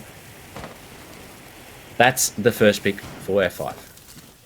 Yeah, and Fish Noodle hasn't really played much of this Nomad today, but it was something that she was deadly on in that semi-final match that they won. So to see her bring it out now, that's I mean, that could be a little bit concerning for the Warriors. Definitely going to hinder the roam game here, A bomb has been located. which is unfortunate to say the least for the roam game of Warriors, but is going to get that wall open, which is going to allow for the contestment straight in through to CC. Repel obviously got to go forth and open said wall up with the skeleton key, and that wall now opened up. A gateway into the bomb site. Aussie on this roam could catch out Fish Noodle here unless those air jabs are in play. But this is some good control for F5 so far. They have Master Bedroom, they have Logi, starting to make their way into Con, getting this split set up to execute onto the site. They haven't cleared out the roamers though, which could come back to bite them later in this round. Definitely could be the case right now. But they've got a lot of utility to try and deal with those roamers as well. And Chloe playing the Finker gives them that longevity closing out the round. There's still 2 adrenal surges remaining. And we can already hear Rappel going to work on the vert. Fish Noodle as well, having had some information. But you look at the positioning. Forsaken 5, they are right outside the site, ready to get on into it. Frag grenade deep into the site could shut down time for Pi. Long arm and successful. Sav trying to reclaim a frag back, but it's too little too late. Big kills going the way of Forsaken Boba. Huge kills finding themselves in a 5 versus 3. Could be a flawless here if played right by F5 on their first attacking round. Only 45 seconds left to play with though. A lot of utility still in play for the defense side of things. A couple bits left to try and clear positions out. Nades, Gone 6s, flashbangs and whatnot for F5. But, well, that sounded like I said but twice. But they'll find a kill onto Aussie. Almost a second in the garage. But 30 seconds left, Panda. And a 2 versus 5 for F5.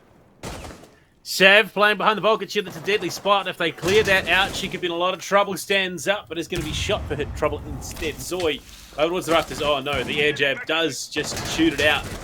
In a pinch, and Sav going to find the head of Fish Noodle. Zoe looking for one of her own. It's Mandy just tucked in on the highway frag grenade. Dits! And it's Chloe on the fadeaway. Is well, it's going to be a wipe for Forsaken 5, but found 3 from that CCTV platform, 1 with an A, 2 with the M4. And Forsaken Bob, I mean, this could be a story of attacking rounds. You're right. I mean, yeah, especially with the opener like that for F5 on the attack, 3 to 4, 1 round away from equalizing here. This is relatively close. I mean, we didn't get to see the round-wise closeness on maps, on Bank, but this highlights how good both of these teams are and how close F5 can come to winning this. If they can keep this up, the aggression we just saw from them, but not necessarily, sort of swing. It was very calculated. They knew where they needed to be. They had everything set up for themselves to execute, and then they did it almost flawlessly, only losing 1 player in the process. And you do have to highlight that. F5 coming into this second half of Clubhouse here could definitely start to look to dismantle what the Warriors are bringing on the defense, because we've just seen them do it. I'm sorry. So the Warriors have posted that clip of AJ clutching up in church, and it's got auto-generated subtitles, and instead of saying she's got to go for the bomb, it says she's got to go for the blonde. feels a bit ruthless in the context of Women's League. Yeah, especially with Pulse having no hair and Smoke probably having no hair either. So unfortunate. But the blonde was definitely planted, and the blonde definitely won them the round.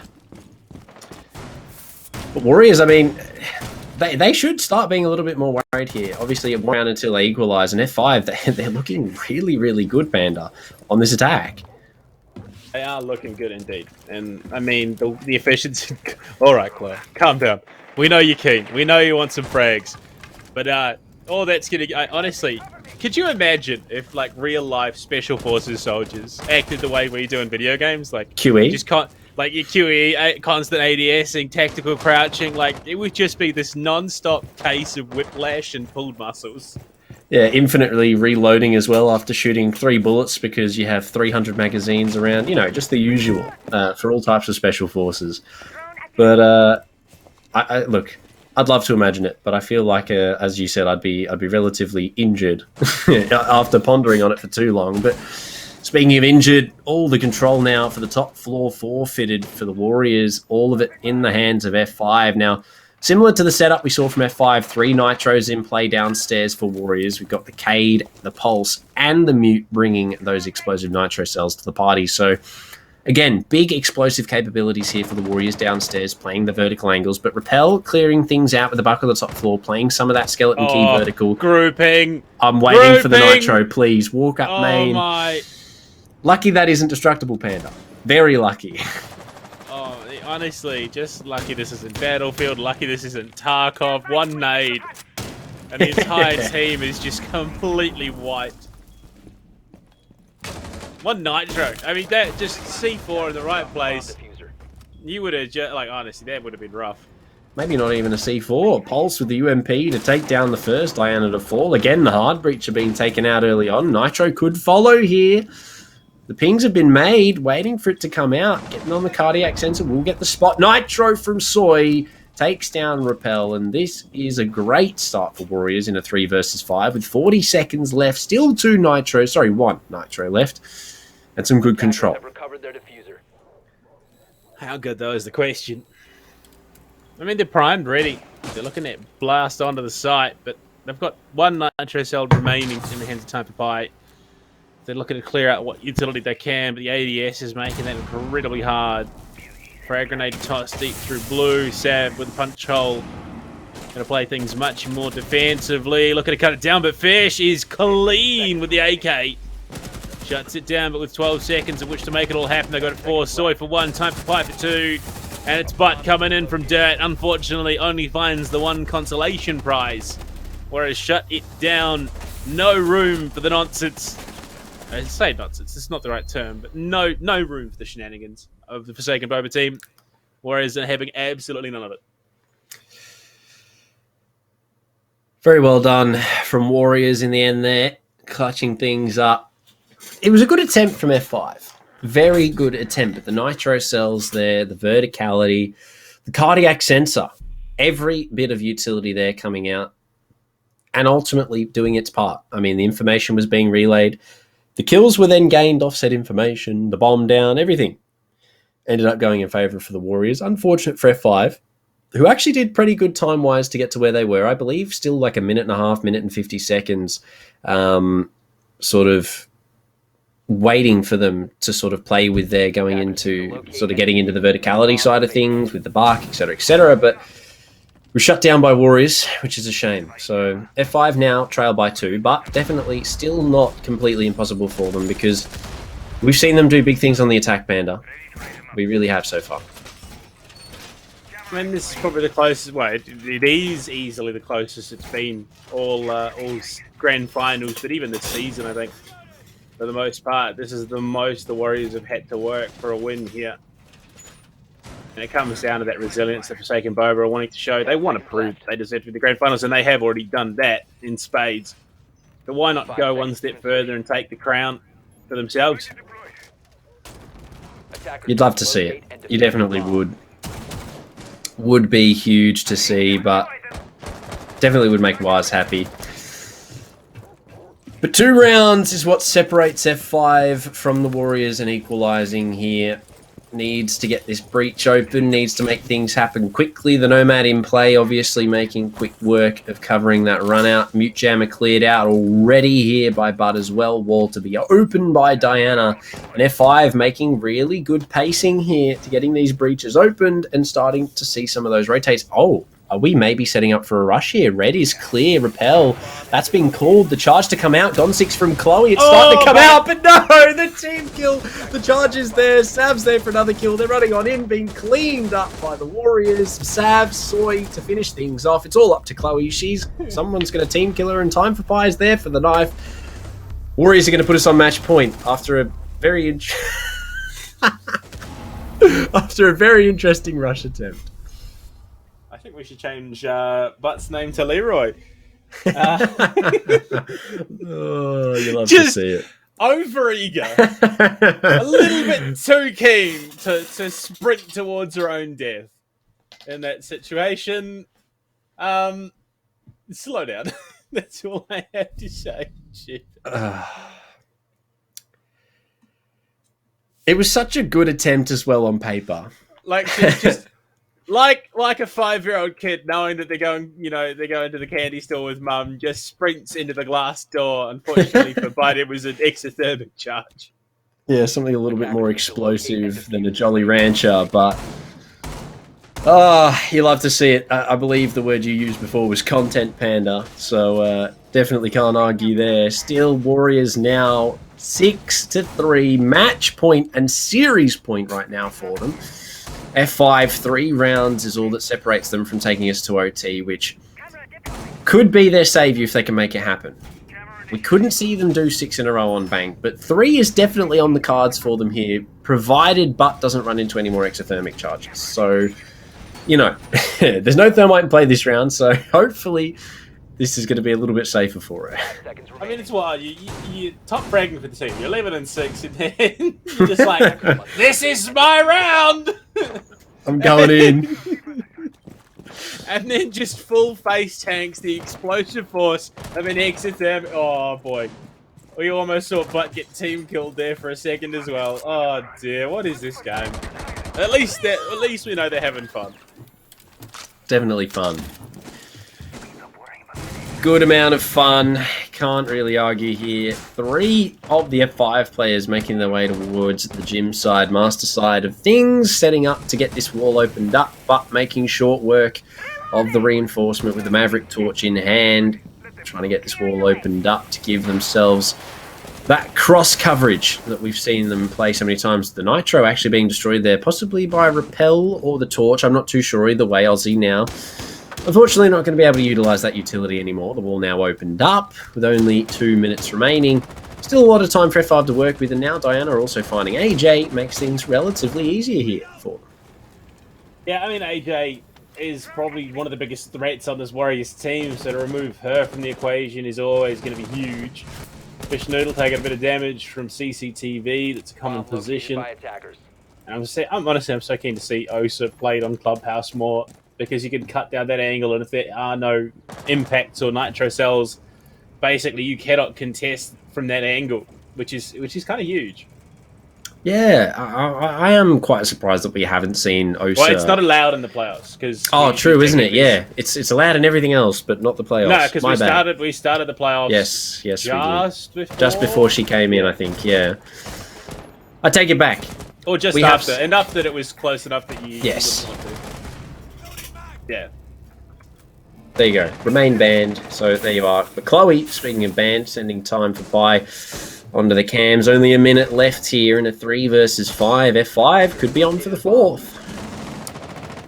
Aussie getting tagged a little bit there. She's tucked into the bathroom right now, looking to hold on where she can. But Chloe's going to find yet another kill for herself in the round. Aussie getting aggressive. Both players tagged heavy, but Diana is going to confirm the kill on the Aussie Princess. Is now down to Soy. The do no harm nurse, who currently is now in logistics. Possibly a flawless round here from Forsaken Boba. Soy obviously will be the one to determine whether or not that is the case. Player outside the con window. So going to turn her back. They clear out the cam. They're hunting her. I would imagine they have some idea of where she is. But the player on the window, not going to jump in just yet. Fish Noodle there in the master bedroom window as well. Diana spotted. Ruins the chances that are flawless as Chloe shuts it down. But Forsaken Boba, it's another round on the board and that one step closer to OT. Holding on for just that little bit longer. 2 rounds. Definitely doable here for F5. Still match point to the Warriors, though. So any mistake... any mistake is going to be very costly here for F5. Because Warriors, if allowed to, we've seen them do it in the past, if they're allowed to determine the pace of a round, even a game, can be closed out in the blink of an eye if the other team can't do anything about it. But I mean, so far we've seen some really good sort of ability to deal with that tempo for F5. They've been able to sort of designate how they want to be playing rounds, how quickly they want to be playing rounds. And I think Warriors have sort of struggled a little bit to keep the tempo they want on Clubhouse. On Bank, maybe a different story. But right now, F5 are definitely on the road to at least making it to OT, maybe even success. But still, 2 rounds is a tall feat, especially going up against the Warriors, who are looking so good right now, and the fact that they're on match point. Down to the basement. Last time we were here, it didn't quite play out the way they wanted, but Fish Noodle Dropping all pretenses. It's the Ying in play, but back on the Zofia. So this is going to be a hard-hitting smash and grab round from the looks of things from Forsaken. Boba, the drones coming in. They're looking for the info. Looking to find what they can. 5 seconds to insertion. Honestly, I think this one could be a very, very similar round to that round where ran into an exothermic and died. Could be the case. Definitely could be the pace. Time for Pi on the roam with the pulse. Some shots to come through. Very close to possibly finding a head through secret here. Does some damage to Chloe. Ultimately not enough. Nitro to follow. That is that utility gone, unfortunately. No kill to come from it. But some good damage dealt. Finka obviously being in play means that Chloe is going to be able to heal a majority of her health back up to 100. It's just going to cost a few of those adrenal surges. But still, 30 seconds wasted. They now have to drone this position out. Bottom oil pit is in their control, however. And this could be an issue with Ying coming on through. No, Sav's there. Finds the head. And F5 lose a player. Sav's still backing herself in blue right now. Doesn't want to give up the position. And time to buy gets a bit elevated in the side. Looking for the angle towards oil pit. I'm not sure what the ping was about, but they know that there is utility trying to drain it attack. So that was the ping. They said, come on, drain that utility, get a frag grenade nice and deep, clear out Sav, and unfortunately for Forsaken 5, the call was made. Sav gets the hell out of dodge, so she will survive to remain in the round, but AJ will not. Long range shot with that spear through 8 to find the kill, and Aussie back aggressing on dirt. Sav still doing damage in the round. 3 kills for her. She shuts down the blue push almost single-handedly. Friday. I hate to call it early, but it feels like maybe, just maybe, Forsaken Boba will bow out here. 2 versus 4. Repel and Chloe. 1 adrenal surge left in play. Swung on. Sav for the quad. It might be the full ace, but we have 1:17 left to play with. Do they give it to her?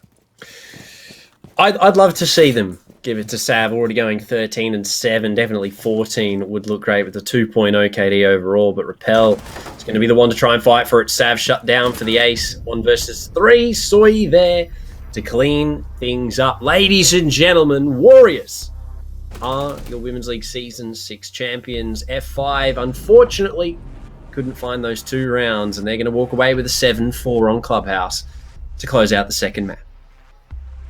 I mean, look, it's still an incredibly commendable effort from Forsaken Boba. They did fight tooth and nail in the second map.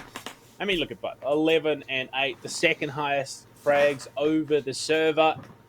Only, unfortunately, just lagging a little bit behind Sav there, who was hitting some nutty shots. Let's be honest, a 4K to close the round out. But there you have it. Warriors, they are your Season 6 champions. Forsaken Boba still bring up second.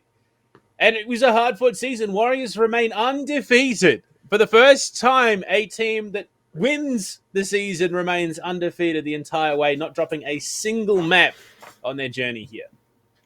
Highly commendable. Very highly commendable for the Warriors. I mean, but that to highlight them as well. That's all the work they've been putting in behind the scenes. Scrims, dry runs, the coaching, everything coming to fruition for them throughout the season. And I mean, to go completely undefeated, not a single map dropped. That is a very commendable effort. And now hard work definitely paying off for them, being the champions of Season 6. You really can't go wrong with that, Panda. Yeah, look, Warriors are very, very good in terms of their socials player, in terms of testing fate, of course, saying that, 6-3, what's the odds we will lose here? But they still win. They still win regardless. They back themselves. And Aussie Princess coming back from her hiatus and comp is slotted right in. The team has looked absolutely insane this season. And I honestly, they are looking impressive going into 2022. Yeah, obviously, if they continue on for the next season, fingers crossed, we could see another flawless season from them. But I mean, definitely some contestment coming out from different teams. I mean, F5, given some time, we saw it from them in that game just then. They had the fire. They had the drive. They have the ability, the strategy. Everything is there for them. But unfortunately, Warriors just seem to have done a little bit more prac coming into it. Maybe just that extra scrim or extra bit of sort of dry running strategy sessions with the coach. But still, I mean, there are teams coming into next year that are looking amazing. But so far, I mean, Warriors, they've proven themselves for this season. to be the champions, completely undefeated, and now obviously walking away with first place. You really can't argue, Panda. You really can't argue. That is an amazing season from them. Well, we are going to be having a chat with both sides of that victory. Obviously, the first place team, Warriors, the champions, and the second place team, Forsaken Bo. But right now, we are going to throw it to a quick break. When we come back, we'll break down the maps, we'll get into our interviews, and we'll look to close things out for today before our third, fourth place match. We'll see you back in a second.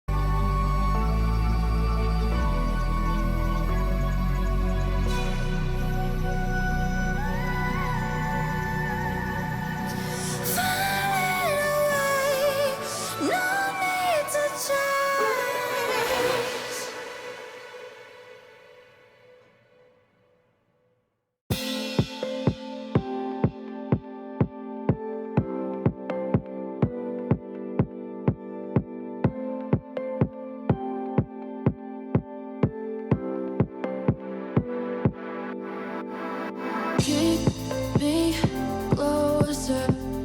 Don't need closure. 'Cause I don't want it to end.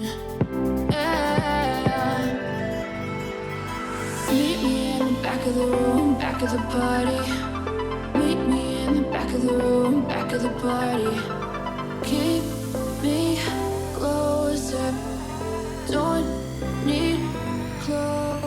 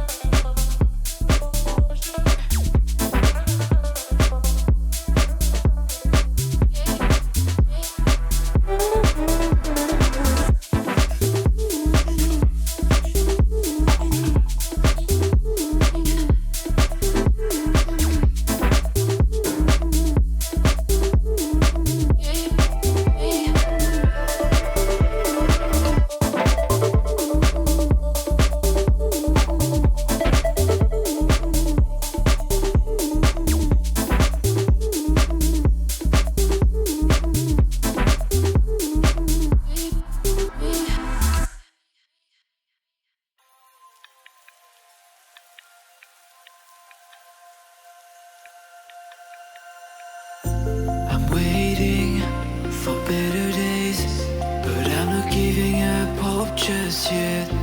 They stay in this, it's just a phase. I need to find my purpose again. It's been hard to keep my composure, and I really wanted to be over.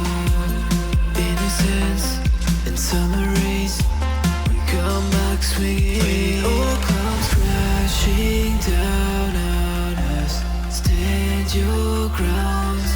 Faith is something that is really hard to find. So take it on yourself and keep your head up straight.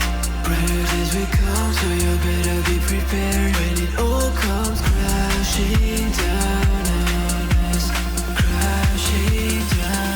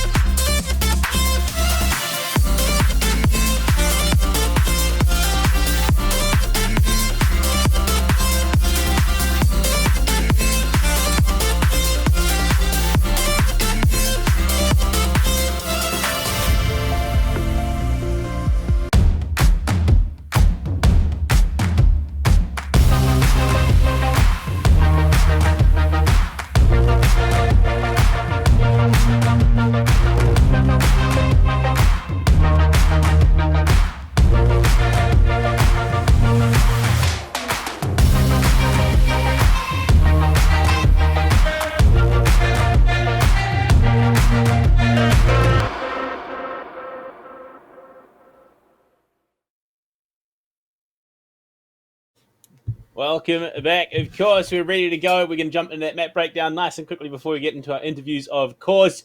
And Proto, there were some big numbers across the board, and it wasn't exclusively in the Warriors camp. There you can see Buddha at 11 and 8. I think it would have been more if she hadn't faced Hank the next attempt. Yeah, maybe. Maybe it could have gone huge on that round. We could have seen a 7-5. Maybe even we could still be playing in OT time, Panda. But valiant effort from F5 across the board. Very well done. I mean, some huge numbers even still at a deficit from them on the board. Albeit, Warriors at the end of the day closing things out. 13 kills from Sav on the board, followed by AJ with 9, Soy for 8, Time for Pie for 7. I mean, you really do see why they've been undefeated so far, Panda.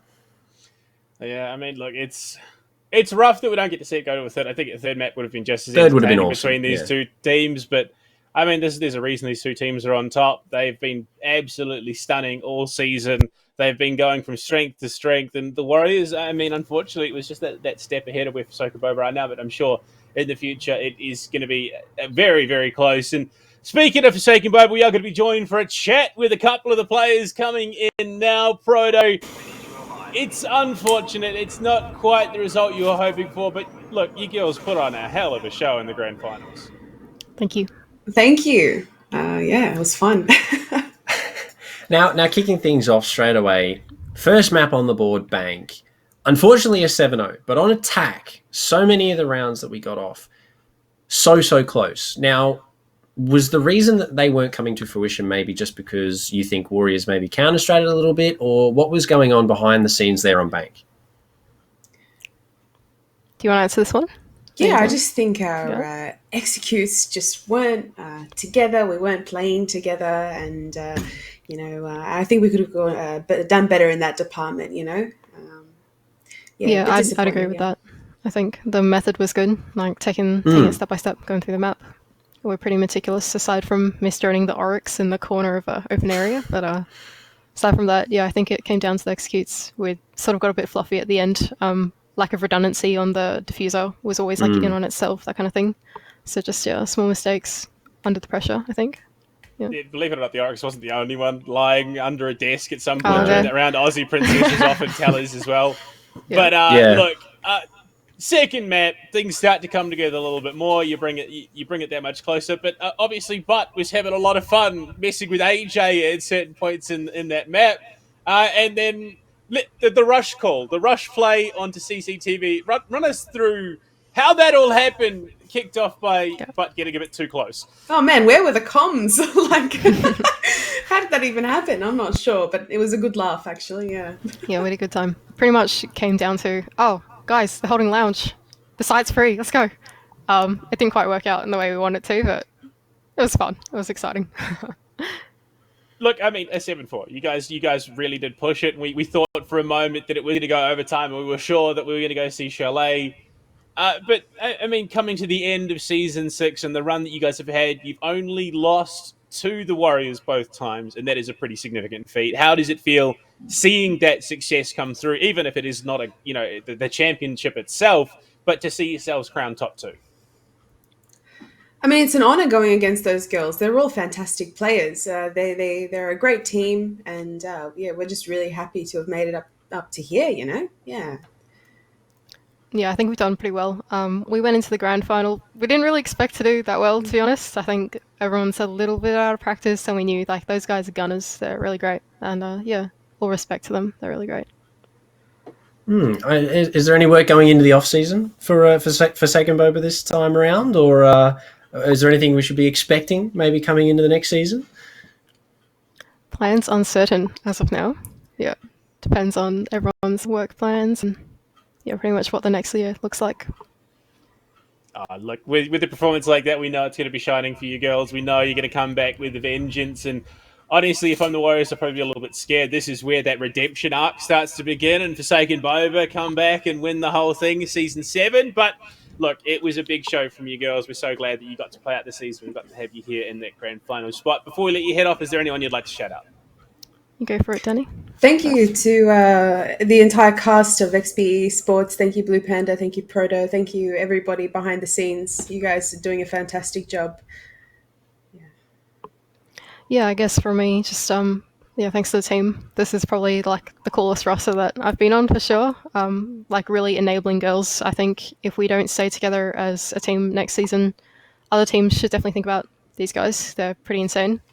Yeah, I guess thanks for Connie. First time that we used her in the sub today. I did tell I was going to shout her out on stream, so cheers, Connie. And yeah, thanks so much for a good season to all of you. Oh, look, none of it would be possible without girls like you and the performances that you put on for us. So it wouldn't be half the cast if we didn't get to see you guys fragging out and playing your game. But look, we'll let you head off. Enjoy top 2. Silver medal is still pretty spectacular at the end of the day. Head off. We'll let you celebrate with the team. Proto, big stuff. Forsaken Boba, a hell of an organization, a hell of a team, honestly, some spectacular players. And we're so excited to see more of them going into next year, of course. But I mean, look, it is a pretty intimidating prospect going up against a team prolific as the Warriors. They've had success going into success. They I'll be honest, they're the most successful Warriors esports roster at the moment. Yeah, look, you're not wrong. You aren't wrong. The Warriors Women's League team has definitely shown that they can play with the best. I mean, Forsaken Boba coming into this is second on the leaderboard as we know. The only team to beat Forsaken Boba was the Warriors, now twice.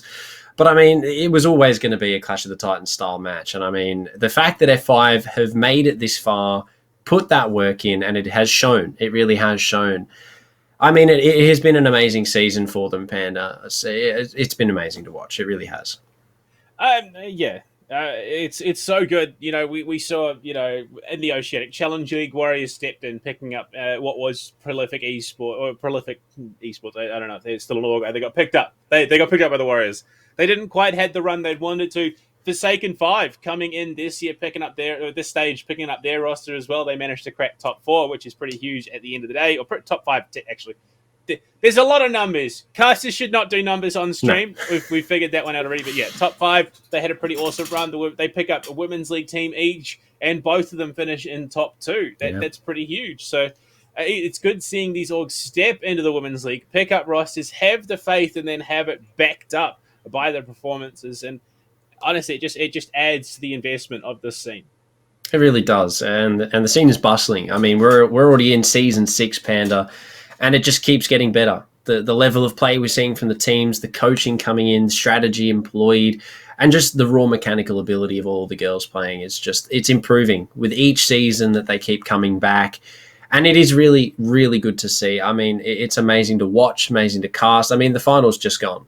that was just a snippet of some of the amazing gameplay we've seen from just this season alone, not even to mention the previous seasons. So I think there's definitely still big things to come for next season, Panda, and hopefully some of these rosters make a return. Well, we do have another interview coming through, and of course it is coming out of the Winners camp. The Warriors joining us now for a chat. Here they come, the champions of Season 6 of the XP Esports Women's League. AJ, Aussie, you guys have come on through. You've taken the scene by storm. You have yet to drop a map, and the season is now closed. Absolute champion stuff. How does it feel? So good. Awesome. Yeah, so good. We worked so hard for the last few months, put in the time, put in the effort, and I think it really showed throughout the season. We're so proud. I'm so proud of my entire team and everyone doing what they did. It feels so good. Love it when a plan comes together. Oh, yeah. Cigar moment. A team reference. We love to see it. I mean, going into tonight, you guys, we talked to you in the previous week. Obviously, there was some mention that not a lot of prac can go on, obviously, due to timetabling and stuff like that. Coming into tonight, you guys looked really prepared, even necessarily not with the most prac in the world. How did you feel going into tonight? Because you looked really good on map 1 and 2. So how did it feel on your side of things? Yeah, I think Siege is a big mental game, so I think it's always important to make sure you're going into a game confident. And we're really grateful to have KT, who we put her down as a coach and a sub, but she's so much more. She's a manager, an analyst. She does everything for us. So she prepares us really, really well, and she does the homework for us. And yeah, she really helped us feel good going into that game. Now, look, preparation is a big key. You just talked about it, and making sure that the build-up to a match is very important as well. AJ, you got to get a bit of prep in over the weekend as well, slamming some poor unfortunate souls in a game of Siege. Did that help getting you prepped for today? Yeah, honestly, that game was great fun, and I was just really grateful that I got a chance to be there and to partake in it. So, yeah, that was an awesome experience and something I'll remember for a long time. So that definitely helped, yeah. 100%. I mean, everyone really looked good tonight going into it. Bank, obviously a 7-hour map that you looked really comfortable on, but going into Clubhouse, something that is, a little bit more common throughout map picks, 7-4, a good way to end it, but at any certain point, were you guys worried about going to OT? Because F5 definitely started to come back with a bit of heat of their own. Well, I say heat, but eating the exothermic charge. But still, how did you guys feel, obviously, getting close to that OT deficit? I think we played the game. We didn't think about OT and what was happening. We just played each round. We took it as it comes.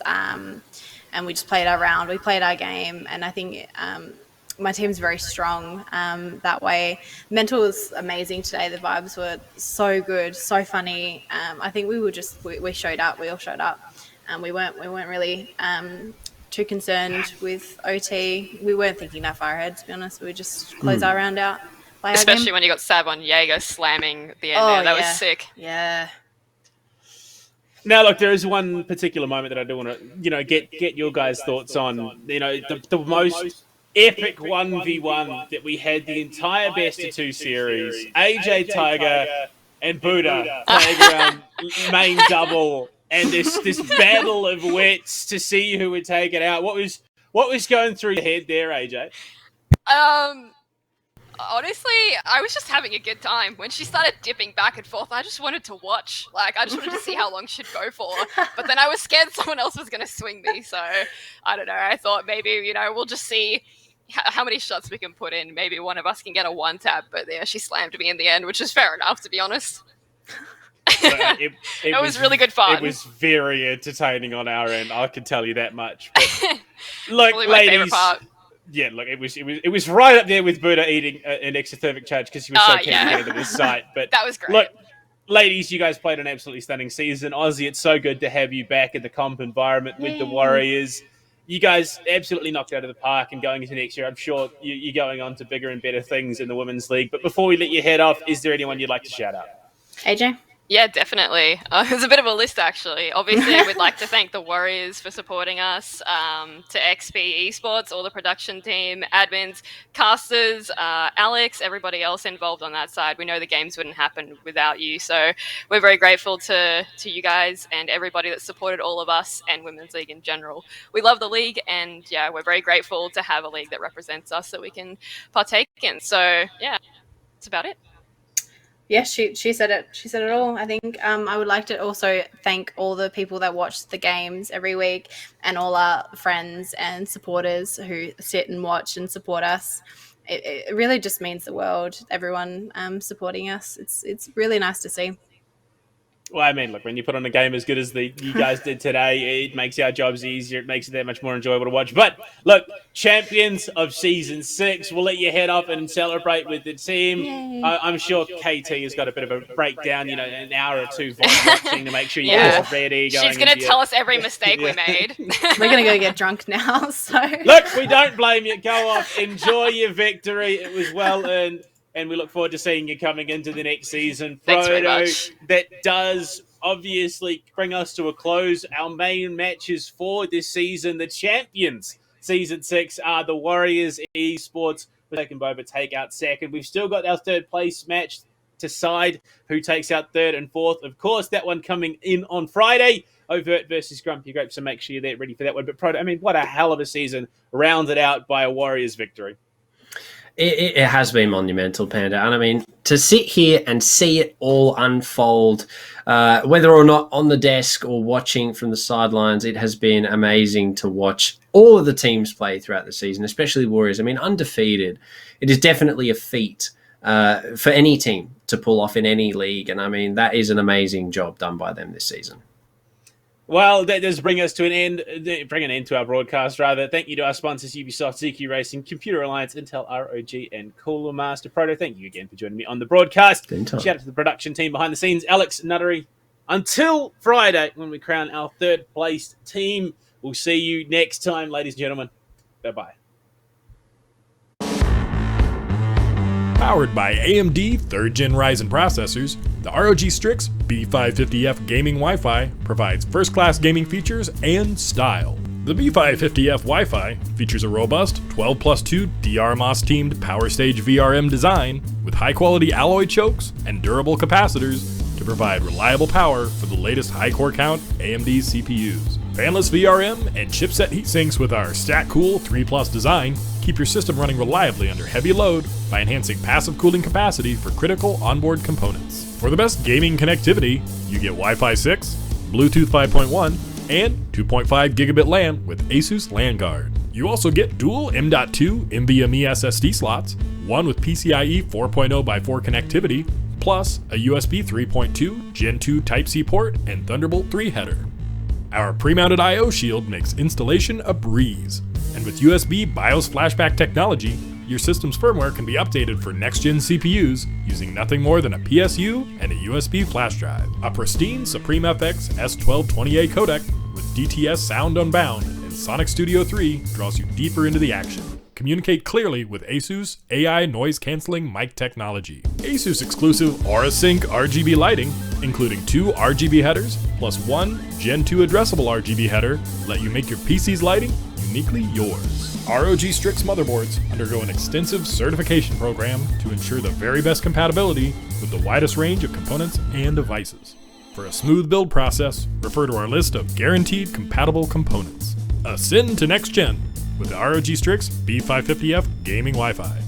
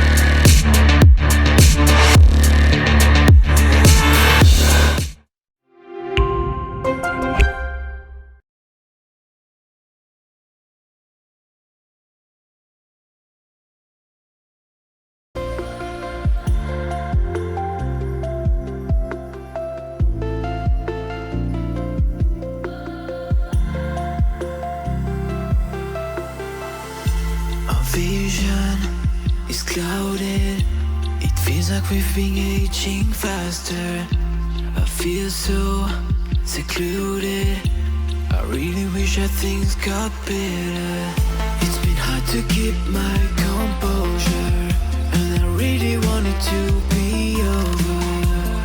In a sense, in summer rays, we come back swinging. When it all comes crashing down on us, stand your ground.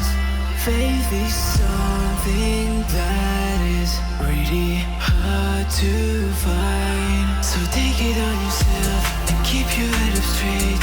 Brighter days will come, so you better be prepared. When it all comes crashing down on us, crashing down.